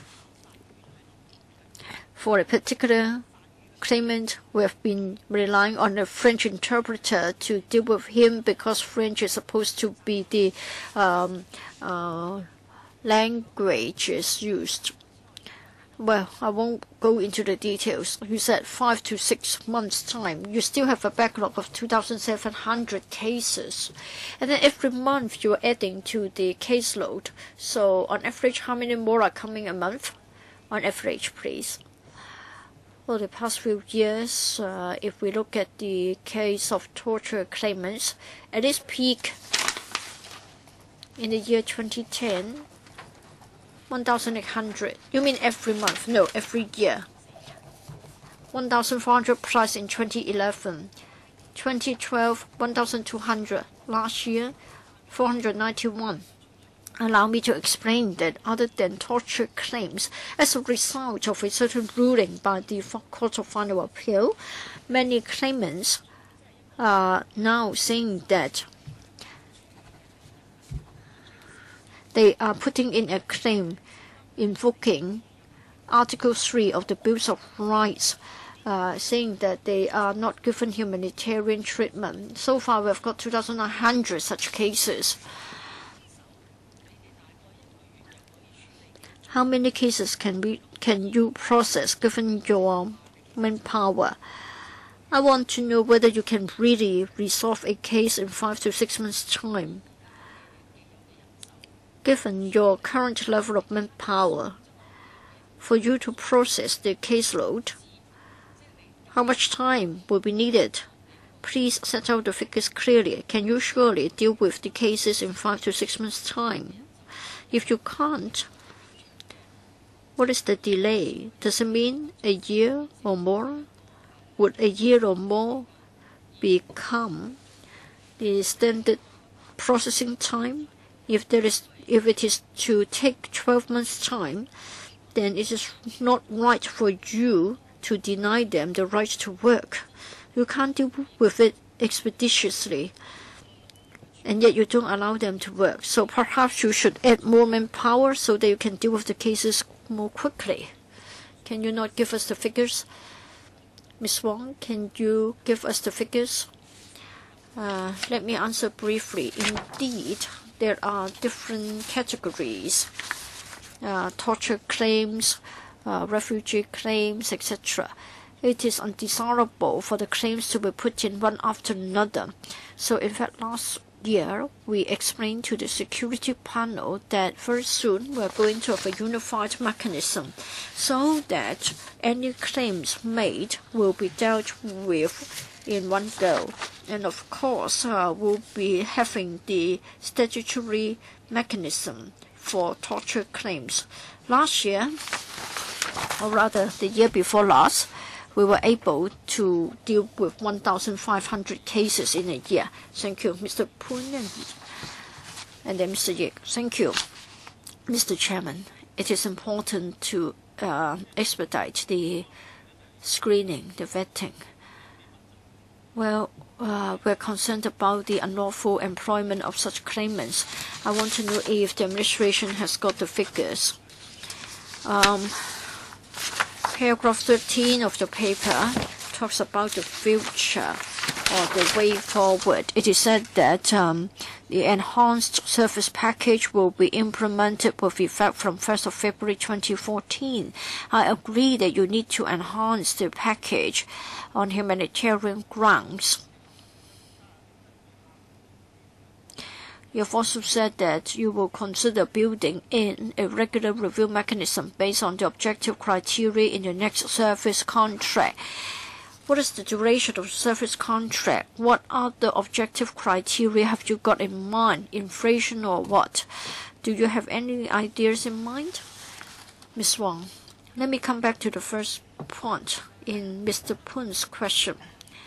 Unlawful employment, of course, it is of concern to us. According to the immigration ordinance, anybody who enters Hong Kong illegally or anybody who is facing deportation or repatriation, and if he does work, then it will attract an imprisonment term of 3 years or $50,000 fine.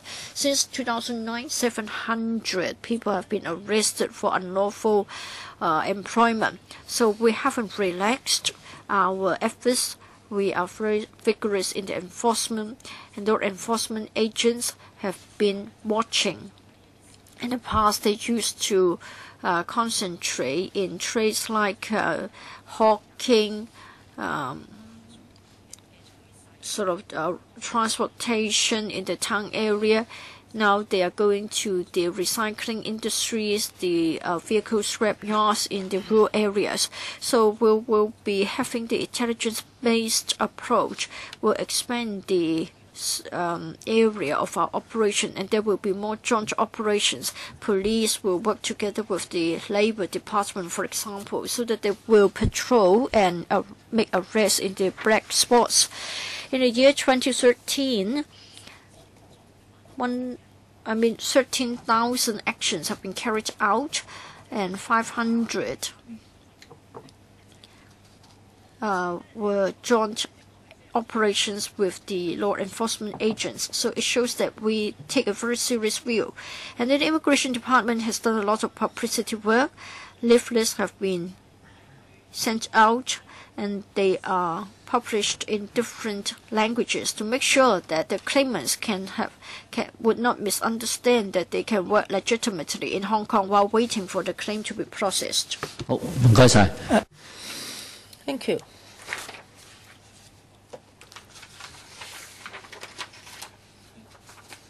Mr.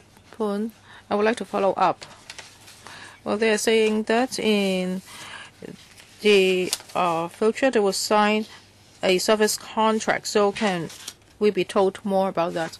I'm sorry, the speaker is off mic.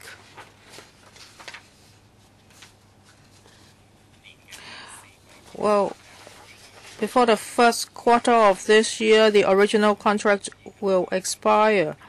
We hope that the assistance program can be more flexible. So we will add more objective indicators and mechanisms in the new contracts. For example,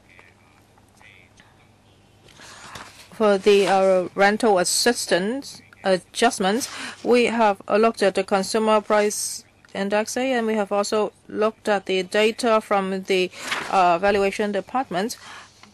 So for the next contract, these more objective indicators will be added. And I would also like to add that for this review, when it's compared with those in the past, it's more comprehensive.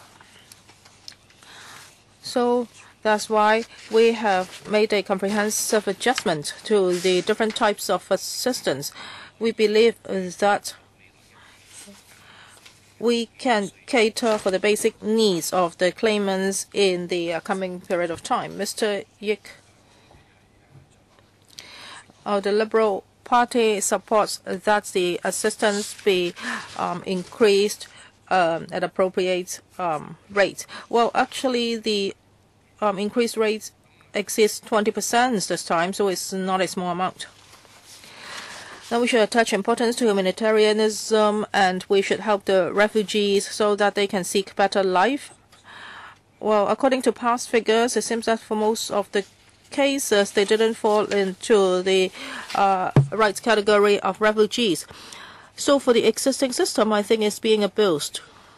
The Liberal Party in July last year conducted an opinion survey on this. We successfully interviewed over 3,000 people. Over 70% of the interviewees worried that there will be an increase in number of refugees, and 60% of the respondents think that the Hong Kong government should talk to the High Office of Refugees of the UN, and the government should not continue to support the refugees with public money. And over 75% of the interviewees agreed that the government should speed up the vetting process.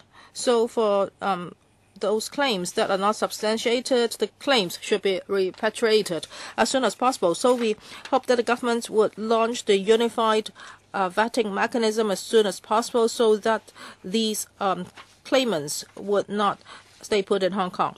So these are the opinions. Thank you. Mr. Yu Si Wing, and then Chang Han-pen. Chairman, I support the increase in assistance. We have over 4,000 claimants in Hong Kong now. It's not a small number. So to solve this problem, we should look at it from an humanitarian angle. Well, we are not trying to allow these people to stay in Hong Kong forever. So I don't think the assistance should be at the CSSA level, because for CSSA, they are given to Hong Kong residents. So we have the responsibility to take care of them. But the claimants will just stay in Hong Kong for a short period of time, so we should just look at their basic needs. I would like to ask the government, all along, have there been problems? Or is because that they do not have enough assistance so that they do not have a shelter, they do not have enough clothes, they do not have enough food? If so, how many cases have there been like this? And for refugees or claimants, well, they are human beings as well. They also have their needs. If they are trapped in a certain place or if they have nothing to do all day, that is also a problem. So would the government consider changing its policy? For example, in the rural areas, can a certain community be set up? For example, they can live together so that they will not be scattered in different areas. And then they can get psychological support from each other. So is it possible to set up communities for them? And that can also be managed in a better manner. And also you can cooperate with non-profit organizations. And work arrangements can be made. Well, it's not necessarily a paid job, but maybe they can do some eco work or farm work so that they can spend their time in a better manner. Well, I would like to answer the last question first.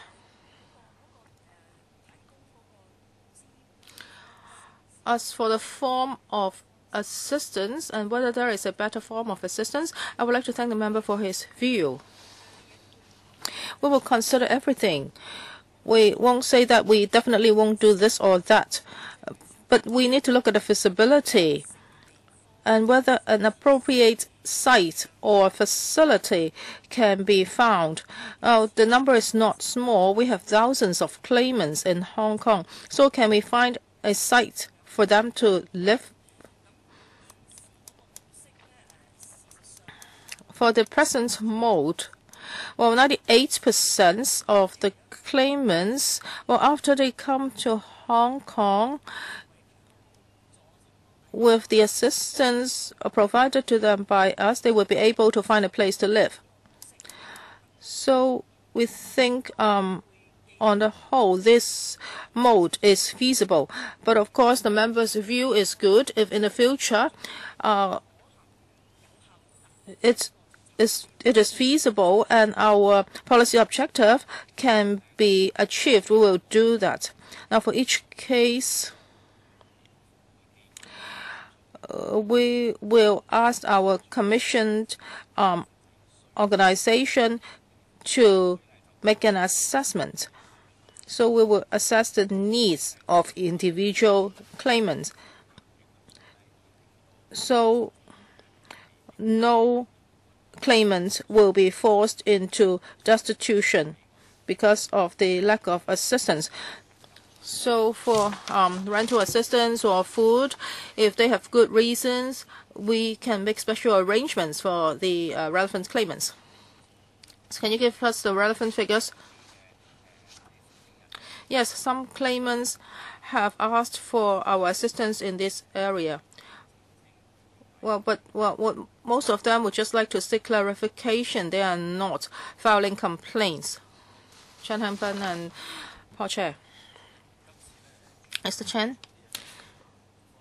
No, the government is increasing the assistance level to the claimants. I think that is appropriate because there's inflation in our society.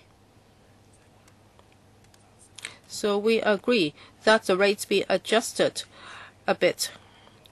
But if we are providing them with too much assistance, then I am worried that our old mistake of concerning both people will be repeated. So when we face the international community, I think this is what we have done. Some people, well, even before they arrive in Hong Kong, their torture claims are being handled by lawyers in our city. So I think that is far from being ideal. So how can we try to avoid the creating a magnet effect? And also for the Court of Final Appeal, there will be a case soon. Is about a refugee trying to apply for work in Hong Kong. I don't know what the ruling will be. But if after the ruling, the claimants are allowed to work in Hong Kong, then is the government prepared to cope with the situation? And for these claimants, we are spending money on them, and that is taxpayers' money. Well, can you talk to the High Commission of the Refugees of the UN? Is it possible to get a rebate? Or, well, that commission owes Hong Kong $1.1 billion. So when can we recover that money? I agree with the member. Now, for the in-kind assistance to claimants, we have to be very careful. While these claimants stay in Hong Kong, we should prevent them from becoming destitute, but we cannot send a wrong message telling people that for those who do not have the right to stay in Hong Kong, that we do not want to create an incentive for them to come to Hong Kong. This is a very clear objective. So with such an objective, we have made a special arrangement. Now, we have looked at the backgrounds of these people and the duration of their stay in Hong Kong. So we decided on offering in-kind assistance. We have also looked at the level of in-kind assistance, and it can already meet basic needs. So we can achieve our objectives. And also, we are not sending out wrong message, and we are not creating a magnet effect.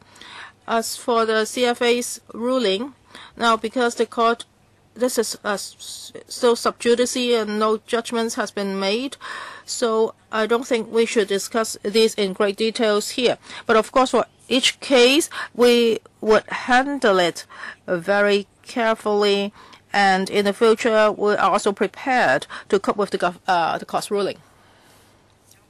Maybe Mr. Wu can answer point 3. The member mentioned the boat people problem. Well, from that time onwards, the Hong Kong government has been paying on behalf of the Refugee Commission of the UN. So whenever we meet with that commission, we would remind them that they owe us money, and we hope that they can pay back. But all along, the Commission said that it's very difficult for them to raise funds in the international community, and there are some other urgent issues they have to deal with, so they still have not paid us back. So they are still delaying their repayment. Okay, Mr. Paul Chair. Well, Chinese people say that when you go to another country, you would be more inferior. So people don't always want to go to other countries. In Hong Kong, we just have limited resources, so we have to be a very good gatekeeper. Now, first question. Just now, you said that if other countries are cooperative, then you can handle a case in 5 to 6 months. So on the average, how long is that application? Now we do not have a unified mechanism. So before that, now you have to deal with different types of applications. So what's the average length of application period? And just now you said that about 700 people were arrested because they acted as unlawful workers. And how many of them have been convicted? And what's the penalty? Is it a fine or is it imprisonment? Because it's quite meaningless to the refugees. So if the penalty is like a stopping the application, maybe that would be more effective. And about gatekeeping.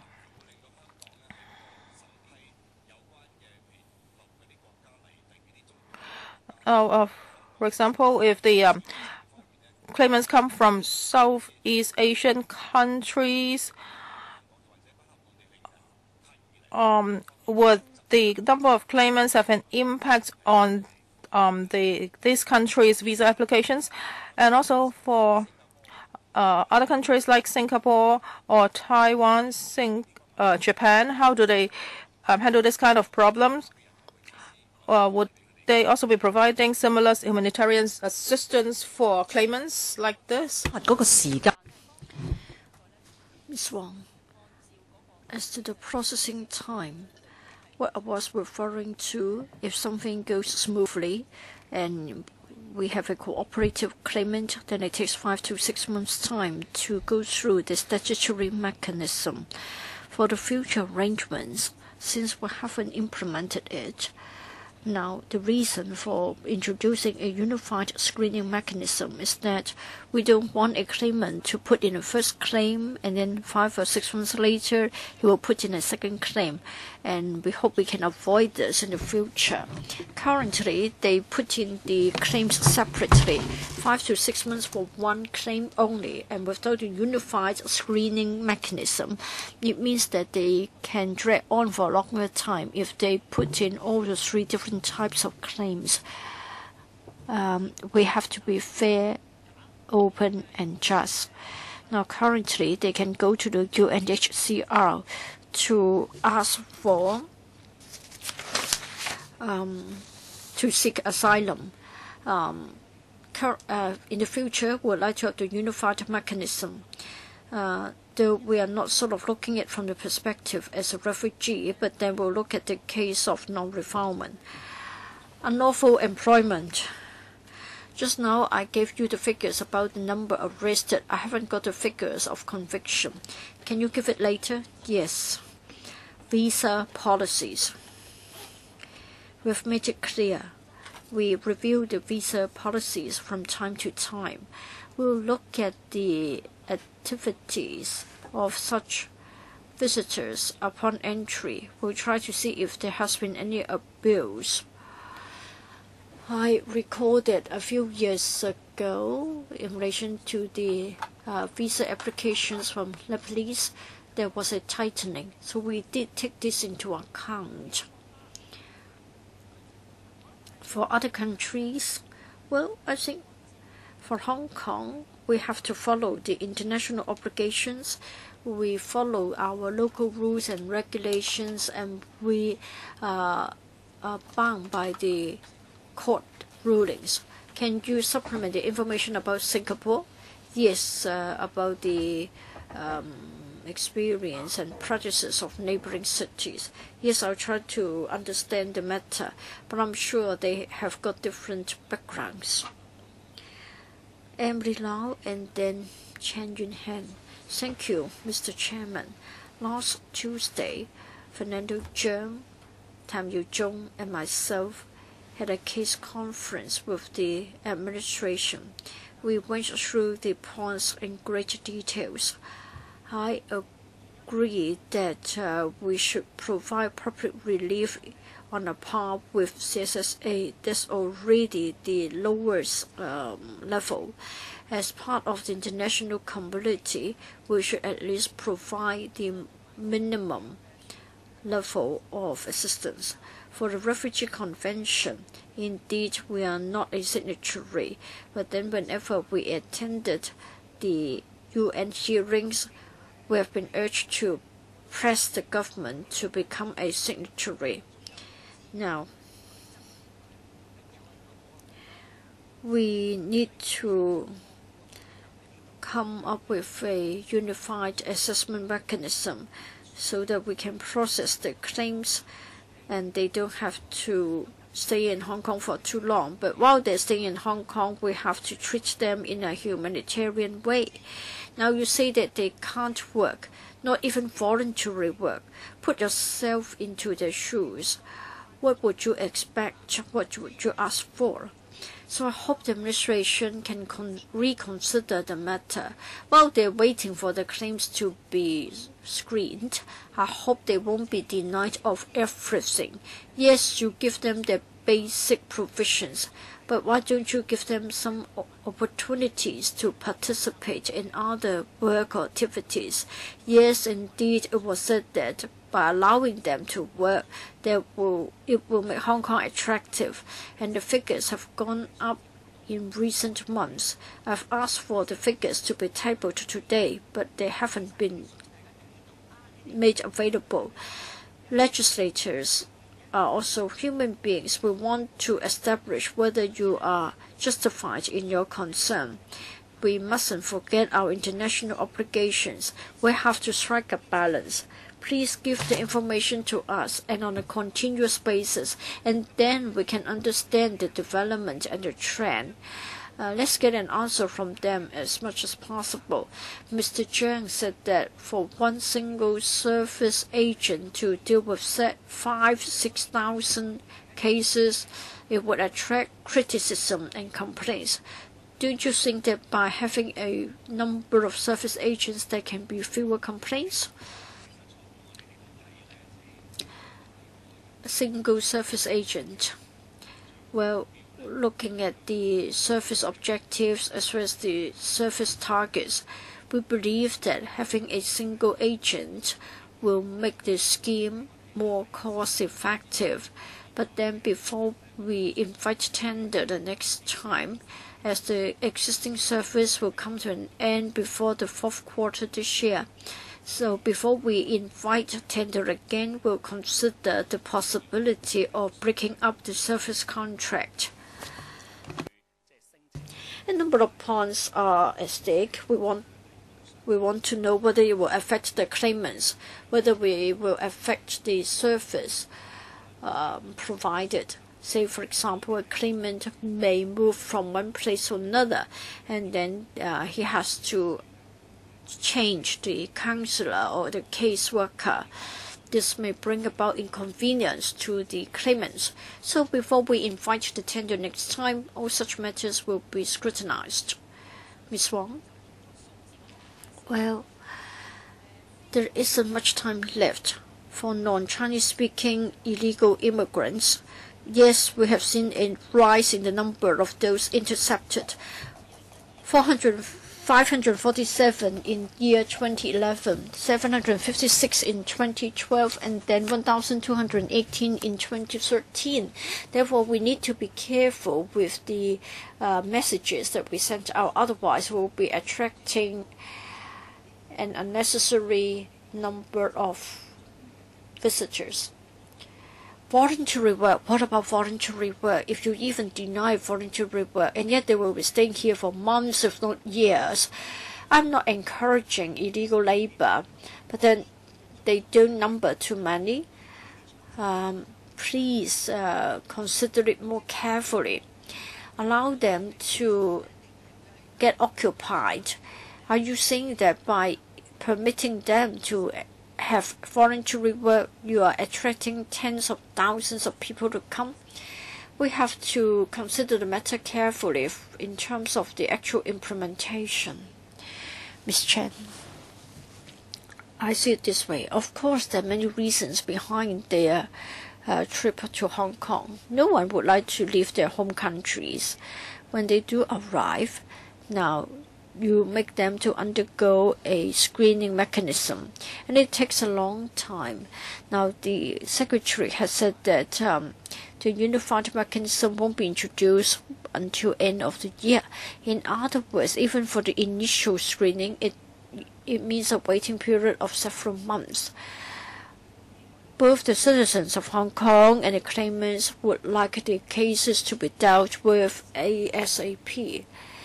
Time passes very quickly, and I hope you will deal with it expeditiously.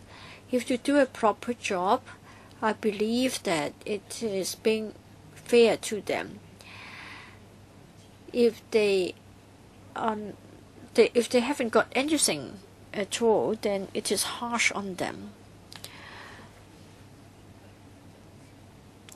Please estimate the time taken to process the cases under the unified mechanism.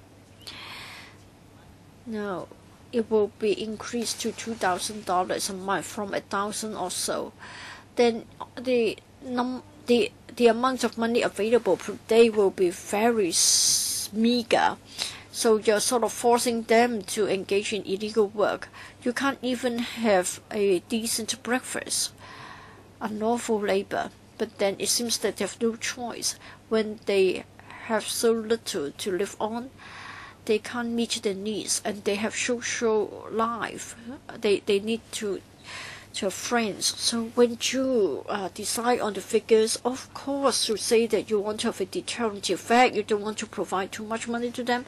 However, at least the amount should be adequate to lead a decent life, so that they won't have such a sort of deprived living. Let me answer the first question for the mechanism. We are doing it actively. We hope we can launch it ASAP. For us to launch the mechanism, we need to talk to the stakeholders. This is because we have to work hand in hand. For example, duty lawyers would be one of the stakeholders. You say you would do it ASAP. How quickly? Timetable. We hope we don't have to wait until end of the year. You talked about the level of the payment. Maybe our Deputy Director can give an answer. Mr. Chairman, for the enhanced package of service, well, I think this is a practical proposal within the existing framework. For example, for the rent assistance, 13% of the claimants are able to pay fully their rent in relation to the assistance that we are providing. Now that it is being enhanced, we believe that 87% of the claimant can, as a result of the adjustment, be able to get a higher rent assistance. So we believe that we're striking a balance. We are doing our utmost with the existing framework, and we hope that we can discharge our legal obligation and they won't become destitute. I have to point out that human beings are social animals. If they're forced to live in remote corners, they don't even have somebody to talk to, then it is very difficult. Yes, on the face of it, we are just seeing a number of figures. But then you need to think in their think in terms of their own conditions. They've come to Hong Kong. They have made friends. So make sure that you understand this point. During your screening, make it as quickly as possible. I hope the SWD would consider it. You can't just talk about providing a bed to them, give them some food, and then they stay motionless. They need social life. And if we talk about a year or two, you have to facilitate their life in Hong Kong. I think the message is clear, right? Any other questions in the first round? In the second round, 2 members to ask questions. Fernando Zheng and Kwok Wai Keung. We've already overrun by 15 minutes, so I'm sorry. Maybe we can't have the second round of questions. All right. We would like to thank the government officials who have come for this item. We move on. And that's about the pilot scheme on community care service voucher for the elderly. Let's invite the administration's representatives to come. And at this stage, I would like to hand over the chairmanship to the chair lady. Thank you. Let's invite the government officials to come in. Our meeting will end at 12:45. I know you have other meetings to go to, so let us end our meeting punctually.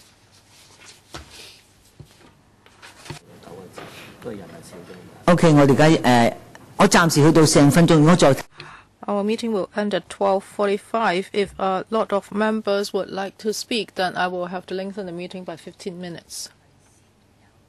First of all, let us ask the government officials to take us through the paper. Thank you, Chairman.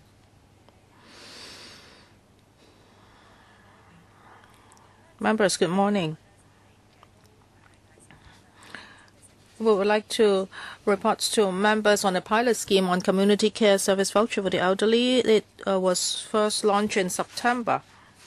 And I would like to tell members first about the background.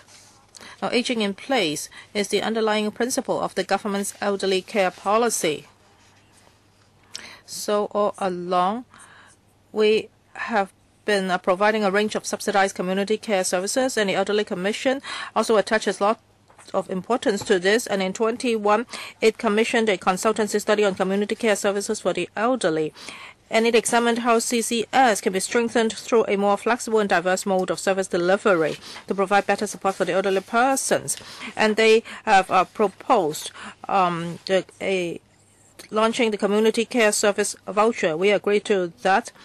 So we considered how we could launch such a voucher, and the report was released in July 2011. And after that, for a period of 2 years, we have been talking to different stakeholders. We talked about the concept, about the implementation details, and in February and April 2012, we also came to LACHCO to listen to members' views and deputations' views. And in June last year, under the Joint Committee of the Long-Term Care Policy of the LACHCO, we have also introduced the pilot scheme to members. Now let me talk about the highlights of this pilot scheme. This is a 4-year scheme, and the first phase lasts for 2 years and started in September last year in 8 districts. And we hope that 1,200 vouchers can be launched. So we adhere to a money follows the user concept, so that an elder can choose the services he needs. We hope that the services can be delivered in a more flexible manner, so the elderly can choose our daytime service and also home service. Well, under the present system, they cannot choose both services. As for flexibility, when it comes to service providers, all along we have been relying on NGOs, and also now this time around we have also invited social enterprises to become recognized service providers. And we have 62 eligible LSPs in the first stage. And also we have introduced a co-payment system. And in the Elderly Commission's report, it's suggested that, well, of course, the government is responsible for elderly service. However, for the service receivers, they should, or service recipients, they should also be held responsible. That is, they should also be paying part of their service, so that our resources can be focused more on those needy elderly. And for our elderly, if they want to be eligible, they have to undergo a physical test. And in the first stage, now if an elderly is suffering from moderate to severe levels of impairments, they would be eligible. Now over 790 elders have already taken part in our scheme. And maybe the Assistant Director can give you more details. Ms. Lee? Thank you, Madam Chair. I would like to supplement, and it's about the implementation details. Well, to be frank, this is a very new scheme. Now, first of all, the principle of money follows the user. Second, the elders can choose their own institutions, and they can also choose their own combinations, and also there is a co-payment arrangement. For the families of the elders, for the service providers, and for the SWD, this is something new. And it has only been implemented for a short period of 4 months. Members and I have both visited a number of centers. The service providers told us that this was really a heavy workload, and the elders told us that they didn't know how to choose. But this is why we have to launch a pilot scheme, because through the pilot scheme, we can test the water so that the elders can tell us whether they think this is a good service. Now, we have also talked to service providers. They think that, well, for the elders who have taken part in this pilot scheme, they all praised it. They think this is flexible. They think the needs are taken care of. But now we are in a trial period, and there is a lot of work. And some elders are reluctant to join this new service. Well, this is true. Last month, December, that is after the pilot scheme has operated for 3 months, our SWD staff have also got calls from elders. Well, previously these elders may say no, but now they wanted to join. Because after a period of time, they got to know more about the scheme. They heard the comments from other elders, and now they want to join the scheme. And that is okay. And this will not affect other people. Now, if we send a letter to the elder, he would be following the proper order. So I would also like to report to members on this, because we are sending letters to the elders in batches. So we are the elders who receive the letters first will be at the top of the list of the top of the central waiting list. So if the elders only started to apply for long-term care service in 2013, actually they are more receptive to this new scheme. And for the pilot scheme, we have talked to the Hong Kong CSS, to the service providers. And to be frank, some of the forms were revised because when they worked on the forms, they discovered that that were areas that needed to be improved. So we hope that we can make improvement to the pilot scheme. Members, now you can ask questions. 4 minutes. We have 4 members who would like to ask questions. First, Professor Fernando Chang. For this pilot scheme, I think the original intent was good, but now you have this kind of co-payment arrangements, and the elders are asked to choose. Well, they don't know how to choose. They are really at a loss. Now, for the first stage, there was a quota of 1,200. In the middle of last year, you already sent out letters to the elders inviting them to join, but in September only a few joined, and now only about 700 elders have joined. You have sent out over 8,000 letters. Over half of them didn't want to join. So you really have to review this. The paper told us that for those elders who didn't want to join, it's mainly because they were taken care of by family members, so they didn't need this. Well, if that is the case, that would be great. Then the government does not have to do anything. Well, all these elderly people are taken care of by their families or by domestic helpers. So why do we need such a voucher? We all know that there is a serious shortage of CCS, but you are saying that it's great. So these elders are taken care of by other people. So why do you have to launch such a service? Do we have no need for this service? I think this is really a laughing stock. Now, the service is not well arranged, and you do not review it, and you just put together this paper and tell us that they do not have the need. How can that be? The population of our elderly is increasing, and now their life expectancy is longer. They would have more and more needs for long-term care.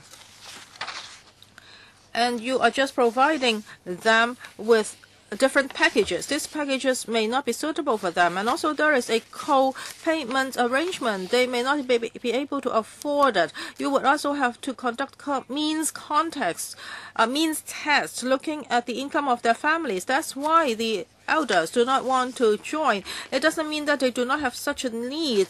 They just want to have residential home care. That is not the case.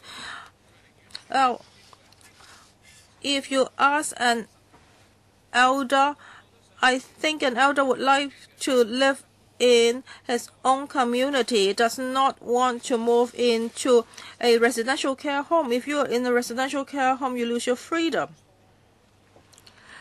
So the government's preliminary review has omitted the mistakes in the design of this scheme. I think our panel would have to follow up on this. For this design, we already said at the beginning that is filled with flaws, and even the institutions and the elderly said there were a lot of problems with this scheme, and you insisted on launching the scheme. Well, I can give members some figures.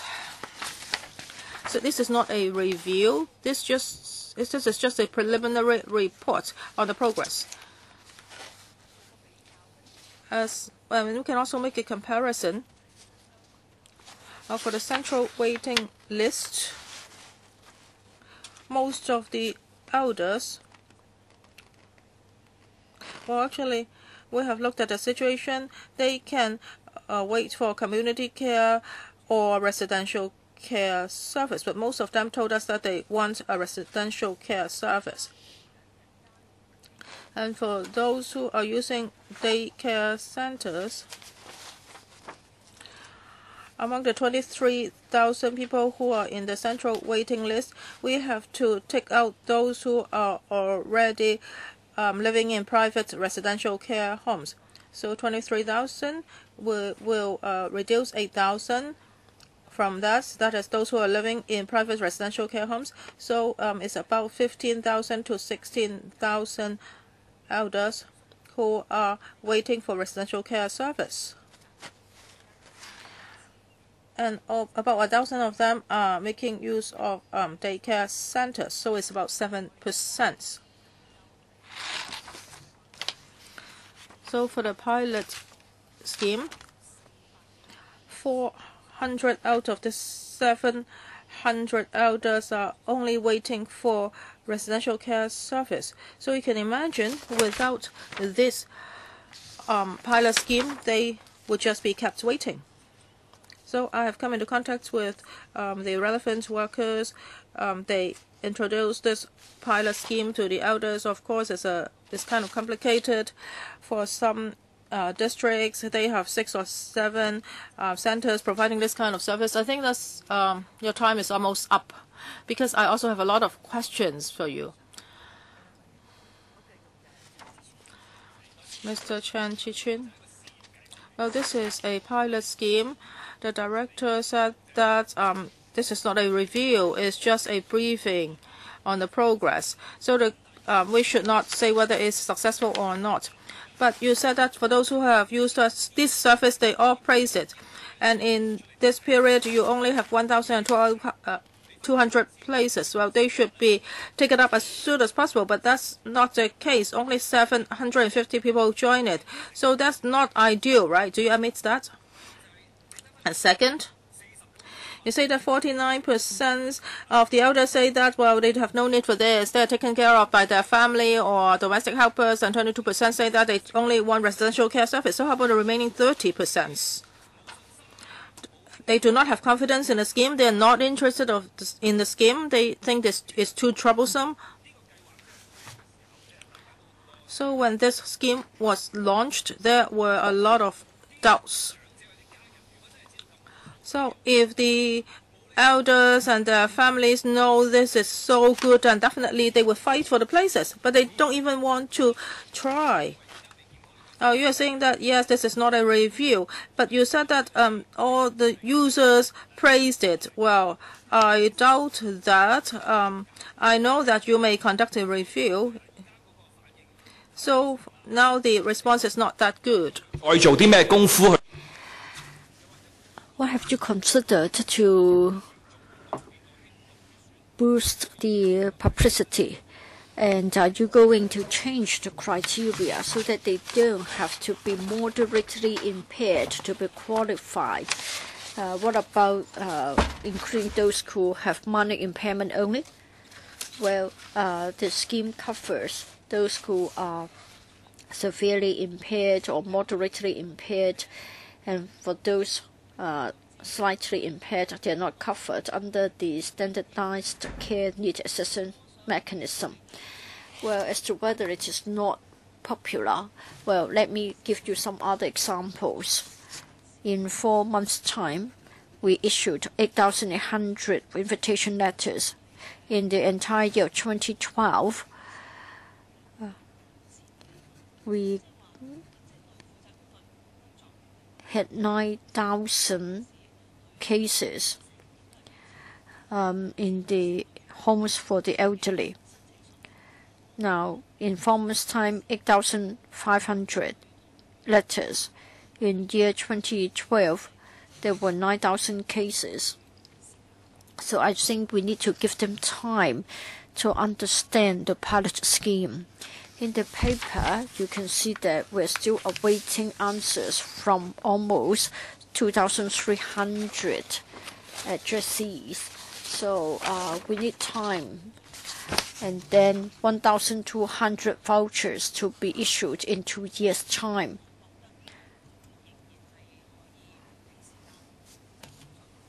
So please give the workers, the elders, and the families time to consider it.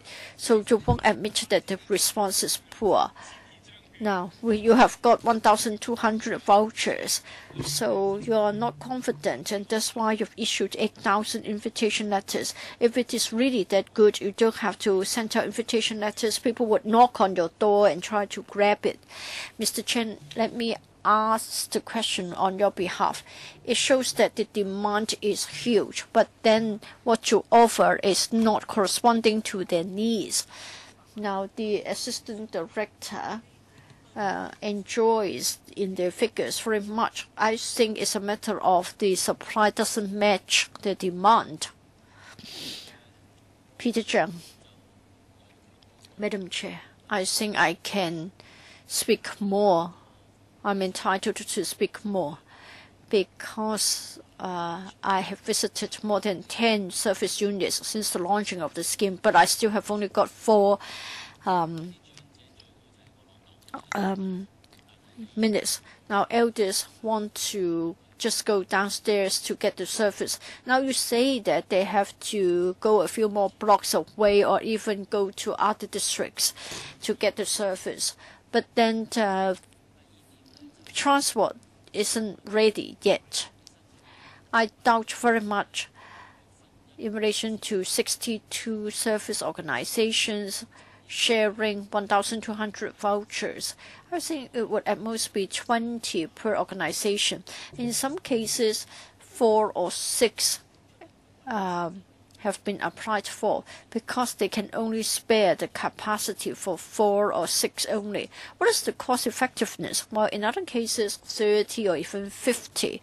Well, for an organization with 50 clients, 4 weeks ago, I went there, and then they could only enroll 5. For a social enterprise, it wasn't able to recruit anybody at all. Now, if it is 50, you grant it. 4 or 5, you still grant it. So it's difficult to assess the cost effectiveness. And then the fees as well as the payment mode. Now, 500 to 2,500 would be the range of payment. We have referral workers. In a moment, I will talk about their hardship. The referral workers told me that once the elders are told that they need to pay 500, they say no, because they are of a low income class. Well, for others, 2,500 then they would say they would rather not join the scheme. They would rather buy the service themselves, and they will get more flexibility. So it's a matter of the mode. You have the single mode as well as the mixed mode. For the single mode, I think in most cases they want to go to the care centers for 3 days service, 6 sessions. For mixed modes, 1 day, 2 day, plus 8 hours or 10 hours or 14 hours home care. And then that's for a month, a week. In a week, you have a day, 2 day, or 2.5 days care. 8 hours home care, or 10 hours or 14 hours. You must have 8 hours care out of the total number. So in other words, at most you get 6 hours for cleaning or accompanying somebody to the clinic or getting meals delivered. But then that's better in need. Now elders told the referral workers that they would rather dispense with that 8 hour or with those 8 hours of home care. They would rather have the hours all spent on cleaning, going to a clinic, etc. So the mode isn't popular with the elders. And then I want to talk about the RWs. You don't have time. For referral workers, they are doing this additional to the additional workload. So they have to ring at least 8,500 calls, and in some cases they need to call many more times. I will wait for my second round. You haven't even asked your question, Mr. Tang Ka-piu. It is a fact that this is not popular. Some haven't responded. Even among the 6,000 answers, just 11 or 12% have taken up your offer, 700 of them. Now, you say that you will cover those moderately impaired under the unified system. In other words, they must be age 70 or 80. So you would expect that they need care, don't you? Now, you have this co-payment mode. I'm afraid that this is counterproductive. So are you going to carry out a review in this regard? And then, when do you expect to have all the 1,200 taken up? You've already made a start. When are you going to expand the scope of eligibility? Like districts, age bands, I'm concerned about the group who are demented. Some of them are only in their 50s, but they have already got some signs of dementia. They are not being covered by the standardized assessment mechanism. So they are not yet eligible. They may not yet have been diagnosed as demented elders, but they need some help.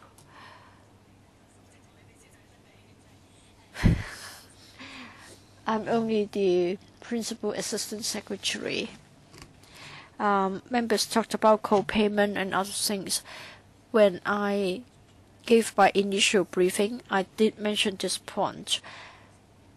In year 2011, the Elderly Services Commission talked about, the Elderly Commission said that we need to come up with service that caters for the need of the elderly. In terms of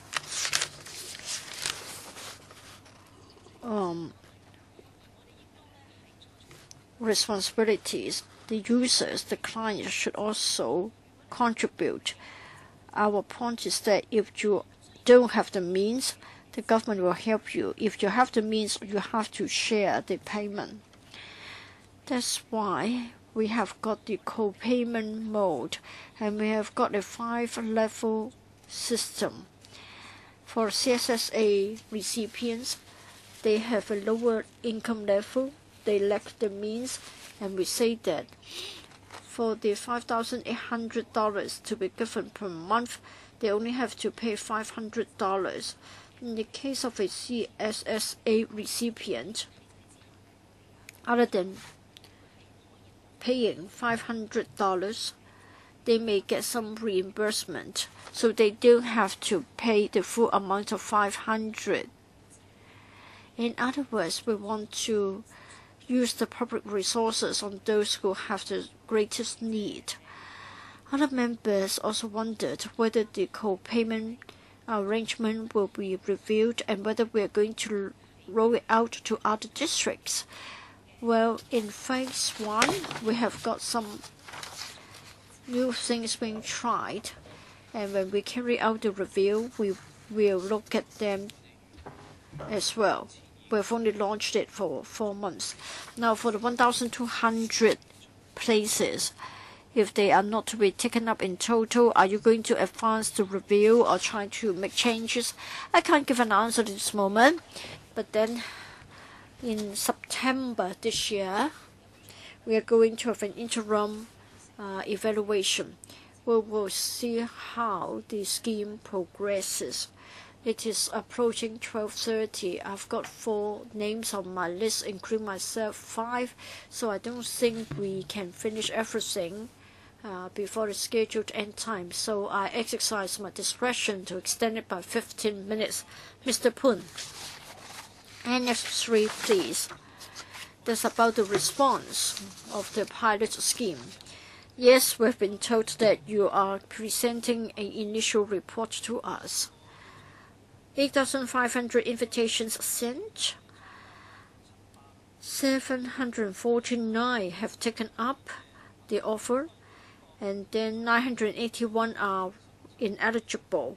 I want to know whether it is because they failed the means test. And then for those who have declined, among the 4,476 who have declined the offer, 49% have said that they have carers, including family members or domestic helpers. Are you sure you know the reason of declining the offer? Is there a way to make improvements so that even the 49% who have declined would also say yes? Now, 71% in total have declined your offer. If they all turn up to pick up the offer, I want to know whether they are allowed to change their mind. 咁當然正話你話個檢討就可能會有。It is said that the review won't take place for quite some time, but I just wonder whether you will make improvements instantly, like improving the publicity, etc. Who will answer the question? Assistant Director. Let me talk about the reasons for decline. 71% have told us that they have carers at home, or they only want to receive residential care service. For the rest, they are about to go to a residential home, or others are saying that they haven't got anything that satisfies their preference, or others don't want to undergo the means test. For reasons for decline, we hope that the Hong Kong U Consultants report can try to find more information about this. For those who are not eligible, at the time that we call them, they have already been admitted at home, or they are about to receive community care, while others are not residing in the districts earmarked, while others have already passed away. It shows that the standardized assessment mechanism doesn't have the most updated register in relation to the central waiting list. Mr. Poon, are you going to enhance the dissemination of messages? Even the family members have to understand the scheme more. Mr. Chairman, both the elders as well as the family members and the referral workers need information. I think when we first started the pilot scheme, I think the referral workers had meetings with the service providers, understand that such will be repeated, and it has been launched for a period of time.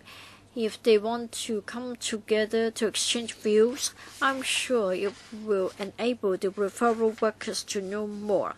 We have to rely on the referral workers to tell the elders or the family members as to what is on offer. And then Fernando Zhang, or rather Mr. Zhang, has said that the referral work is additional work. I don't quite agree. In any event, the referral worker is taking care of the elder. The elders are waiting for long-term care. As long as the elder hasn't been given a place in the home, the caseworker has to deal with it. In the past, it is only when a place is available, then the referral worker has to call the client. Now we have to deal with the 8,000 calls all at one time. 30% of the elders are concentrated in 10 or so daytime elderly centers. I think usually, sometimes they may get 20-30 cases. I've told them to take their time. Ms. Emily Lau. Thank you, Madam Chair. Well, for the elders and their family members, they really need services. And I have asked many questions at ELECTCO about this. Now, the SARG has a lot of resources. How come it doesn't do a better job? Now, you come up with this pilot scheme. You can only allow those who you invite to join it. But many of them do not want to join it because it does not suit their needs, and you have designated districts, this and that. So before you put together this scheme, have you really talked to the stakeholders, or you just invented it? Now, people gave you views, but you didn't listen to their views. And now it's developed to such a stage. Is this what you expected? Now, you really want to launch something that's welcomed by the people. But now it is like this. Yes, this is not a review today, but you are telling us the progress today. So are you satisfied with the progress right now? Assistant Director? Well, if we look at their response, there are 700 odd of them. And in 2020, some of them were already in the waiting lines. Maybe they have specified certain institutions. That's about a dozen of them who would like to join this pilot scheme. And then in 2010, if they sign up for the line, about 100. 2010, 160. 2012, 250. 2013, those who are in the line and who are awaiting answers, over 200.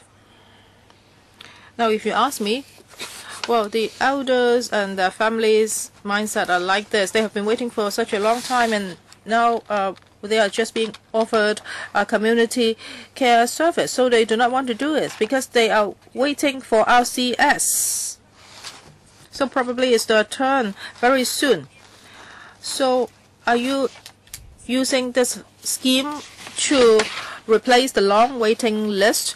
Now, initially, they didn't want to join, but then they thought that they might not be able to get a place in the residential care service, so they changed their mind. Is that the case? I would like to clarify. We are not going to use this pilot scheme to replace RCS. And we are not replacing the traditional community care service by this. We are just testing several things. First, about the voucher scheme, that is money follows the user, whether this is feasible. And also we would like to attract more service providers so that more diversified services can be provided. And also for the co-payment mode, is it feasible? So these are the things we want to see through this pilot scheme. This scheme has been implemented for 4 months. You ask whether the response is not good. Well, this is a very new scheme. All these concepts are new to Hong Kong. So I definitely will not say that we are complacent, but please give us some time. Well, you need that time anyway.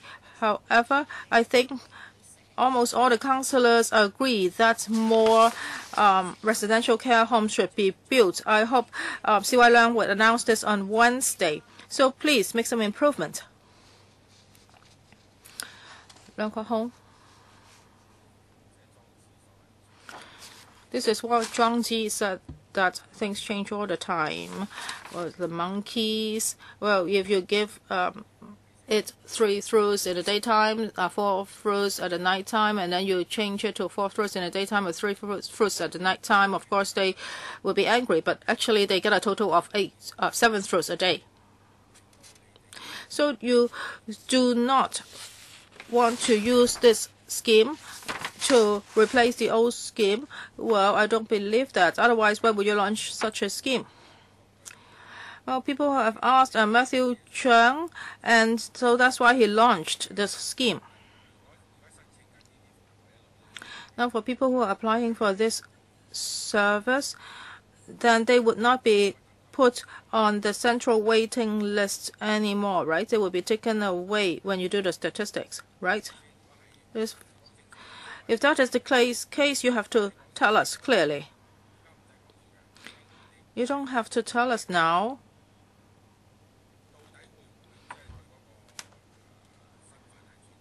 Will the status be changed? And second,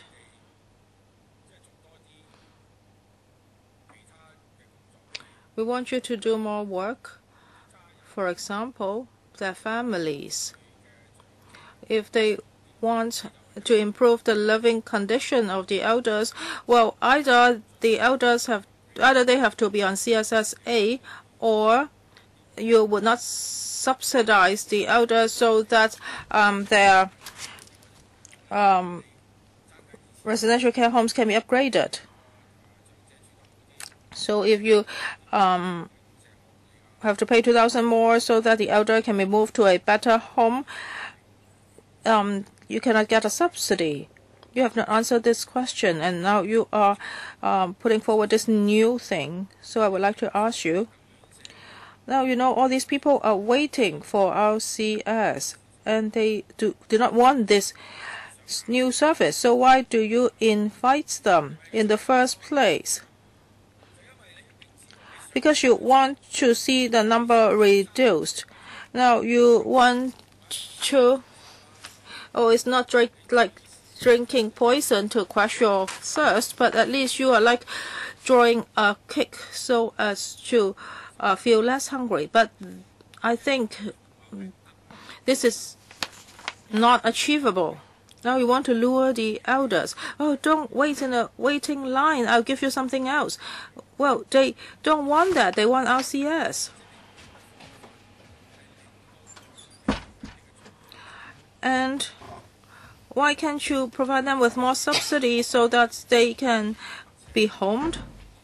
Or why can't you make improvement to the private residential care homes? Why can't you buy better places for them? I think you are lying. If you too are not lying, then your superior is lying. Now, you invite the elders and they do not want to join because they know that you have ulterior motives behind this. So, do you have a question for the administration? Have they comprehensively considered the scheme? I think it's already a failure now. Now, my mother cannot be admitted into a residential care home, and I want to move her to other residential care homes. So I ask you, now if each month I can only afford $4,000. Can you give me a subsidy of $3,000? Would you relax that policy? Who would like to answer this question? Well, from a professional point of view, when the elders are waiting for RCS, and if they can be taken care of in the community, including rehabilitation and daycare, I'm sure that would be better than not enjoying any kind of service. And Professor Zhang also agrees. And some elders think, or even the workers think that, or the home workers think that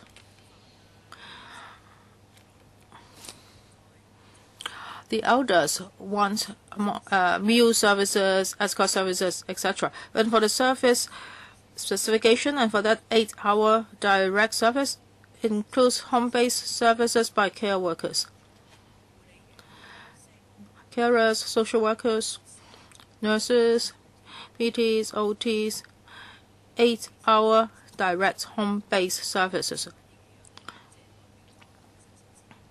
The frontline staff may not be too clear about this, so I'll go back and explain this more clearly to the service providers. Two more members would like to ask second round questions, so let me ask my first round questions, and let's draw a line here. I think it's actually very simple. I think the design is problematic. Why do I say that? Now, if you look at our communities, and if you look at the number of elders, there is a huge difference. For Upper Wong Tai Sin Estate, there are a lot of elders, but what you are providing does not meet their needs. And if they take your service, then their place in the central waiting list will be frozen. So they would always be at the same position in the central waiting list. They cannot move forward because they have been waiting for years. They really want to have RCS. So this is a very important message for the elders. You should not freeze their position in the CWL. They can get your service and still proceed in the CWL. Leung Kwok-hong is right. He thinks that this scheme may replace LCS. So that's why the response rate is so low. It's a design problem. And second, the service you provide does not meet the needs of the market. Now, the Hong Kong U is conducting a study, and I'm afraid that the needs of the elders will be covered up.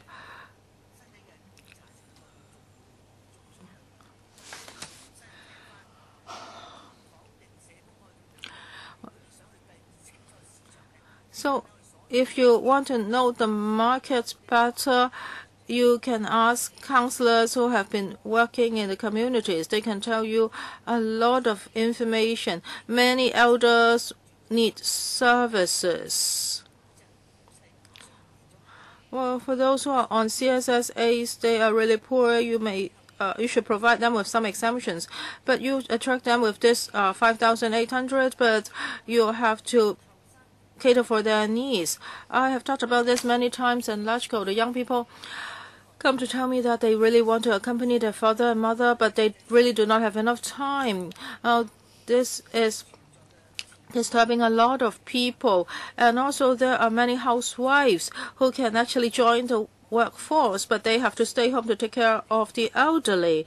So you really have to focus on their needs. Well, you say that it's great if you can do more exercise, but that's not the case. I hope that you won't just look at things from your perspective.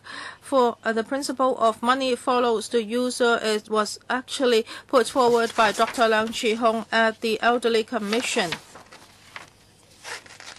Well, yes, it has only been implemented for 4 months, so I'm not going to say it's a total failure. But you should ask more counselors.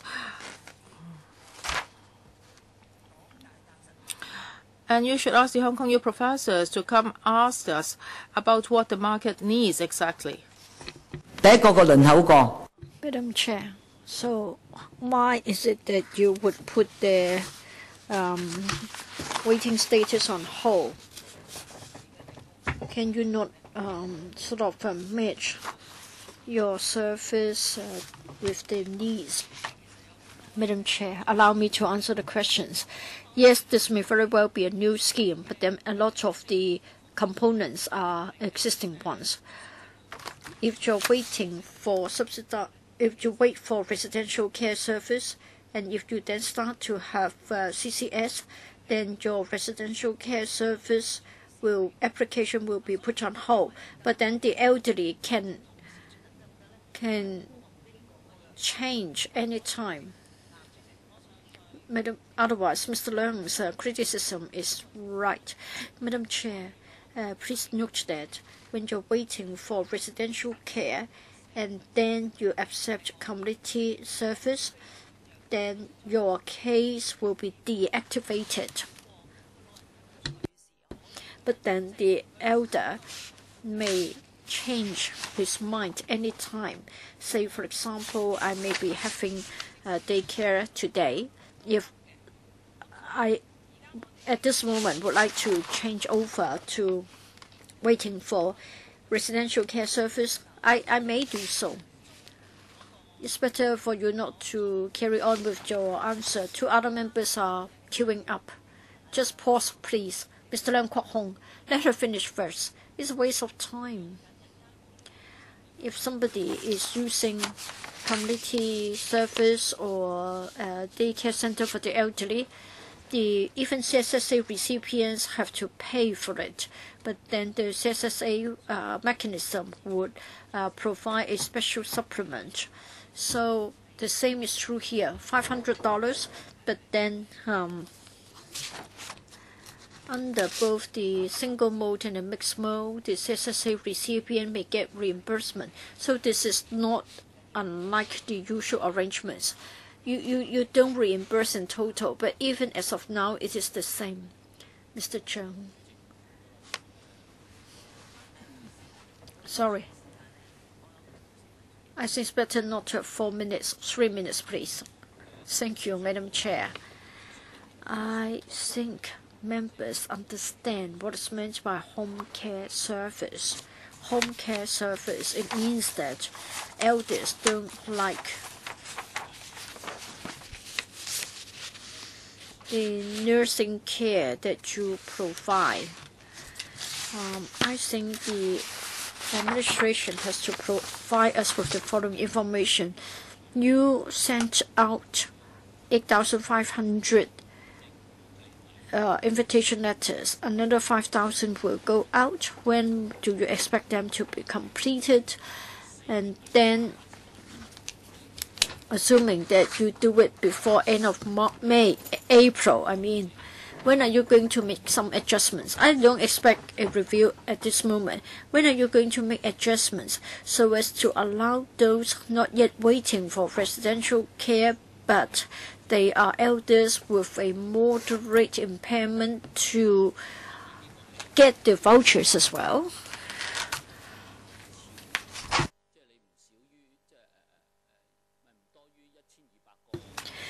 Of course, the final number won't exceed 1,200. You confine it to 1,200 for the first phase, but probably you cannot fill up all the quota. So are you going to open it up? And if yes, when? And then I want to give some figures to members.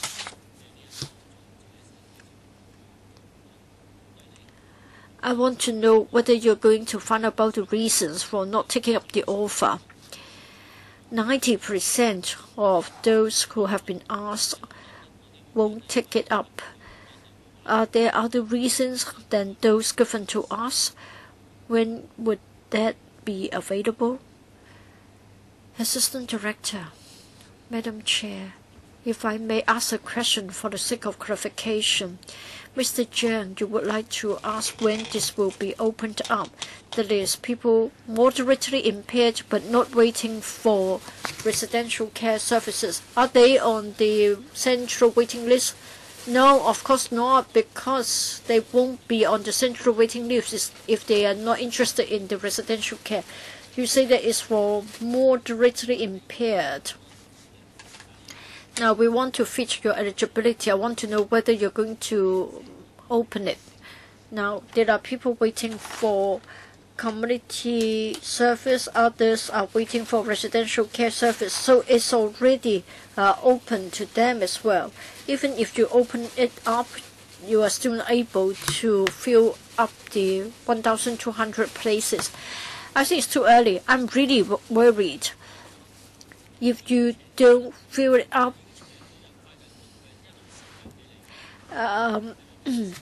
if you don't open up, then they're not able to get the $5,800 from you, and yet they have already recruited new staff. They're going to lose out. We need to have an assessment. If somebody is moderately impaired, then usually it's up to them to decide on which to apply for. You don't open up and so they don't apply. Well, it's simple. If at the community level, if somebody is interested in joining the scheme, just have yourself assessed centrally, and then you say that you want community care service, and then that will resolve the problem. Very soon, this person will get a call from us. What about reasons to decline the invitation? Can you give us the reasons? Yes. If someone is interested, a form will be filled out. There will be briefings. If the invitation is declined, we want to know the reason. So the worker will get the information. You have the information. Yes, we have, but we need time to compile the information. All right. One more member would like to speak. Fernando Jiang. Thank you, Madam Chair. I hope that the Assistant Director can, as soon as possible, forward the reasons to decline to us. There are two given in the paper, but I don't think they are the whole truth. Let me declare one point first. Under this panel and as well as the Health Service panel, we have a subcommittee on long-term care. We are not going to let them off. We'll get back to this point.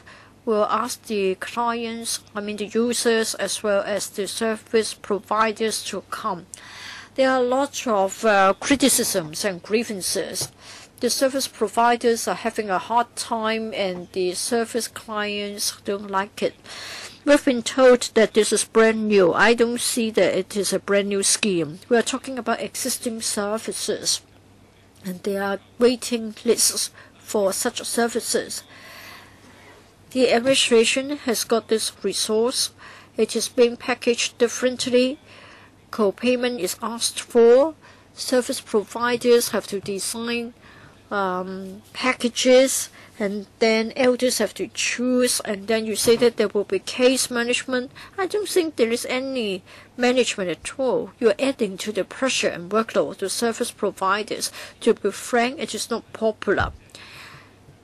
End of last year, you had 1,200 picking up the you said that you would like to offer it to 1,200 people, but there are only about 700 are willing to join the scheme. So the picture is clear. And I hope that the administration will carry out a review ASAP. Yes, the Hong Kong U will carry out a study, but then it is not an assessment. It's a matter of looking at the needs of those seriously impaired and moderately impaired. Maybe in terms of case management, there will be some benefits. However, I think the mode doesn't suit the needs of the elderly. They're worried that their case will be deactivated. They don't like the co-payment. They don't want to have the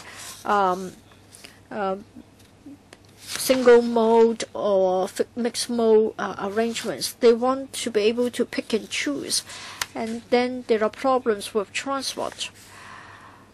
You shouldn't be talking about something else other than the core issue of the problem. I think you need to come up with an initial assessment so as to fine-tune the scheme. Assistant Director. Yes.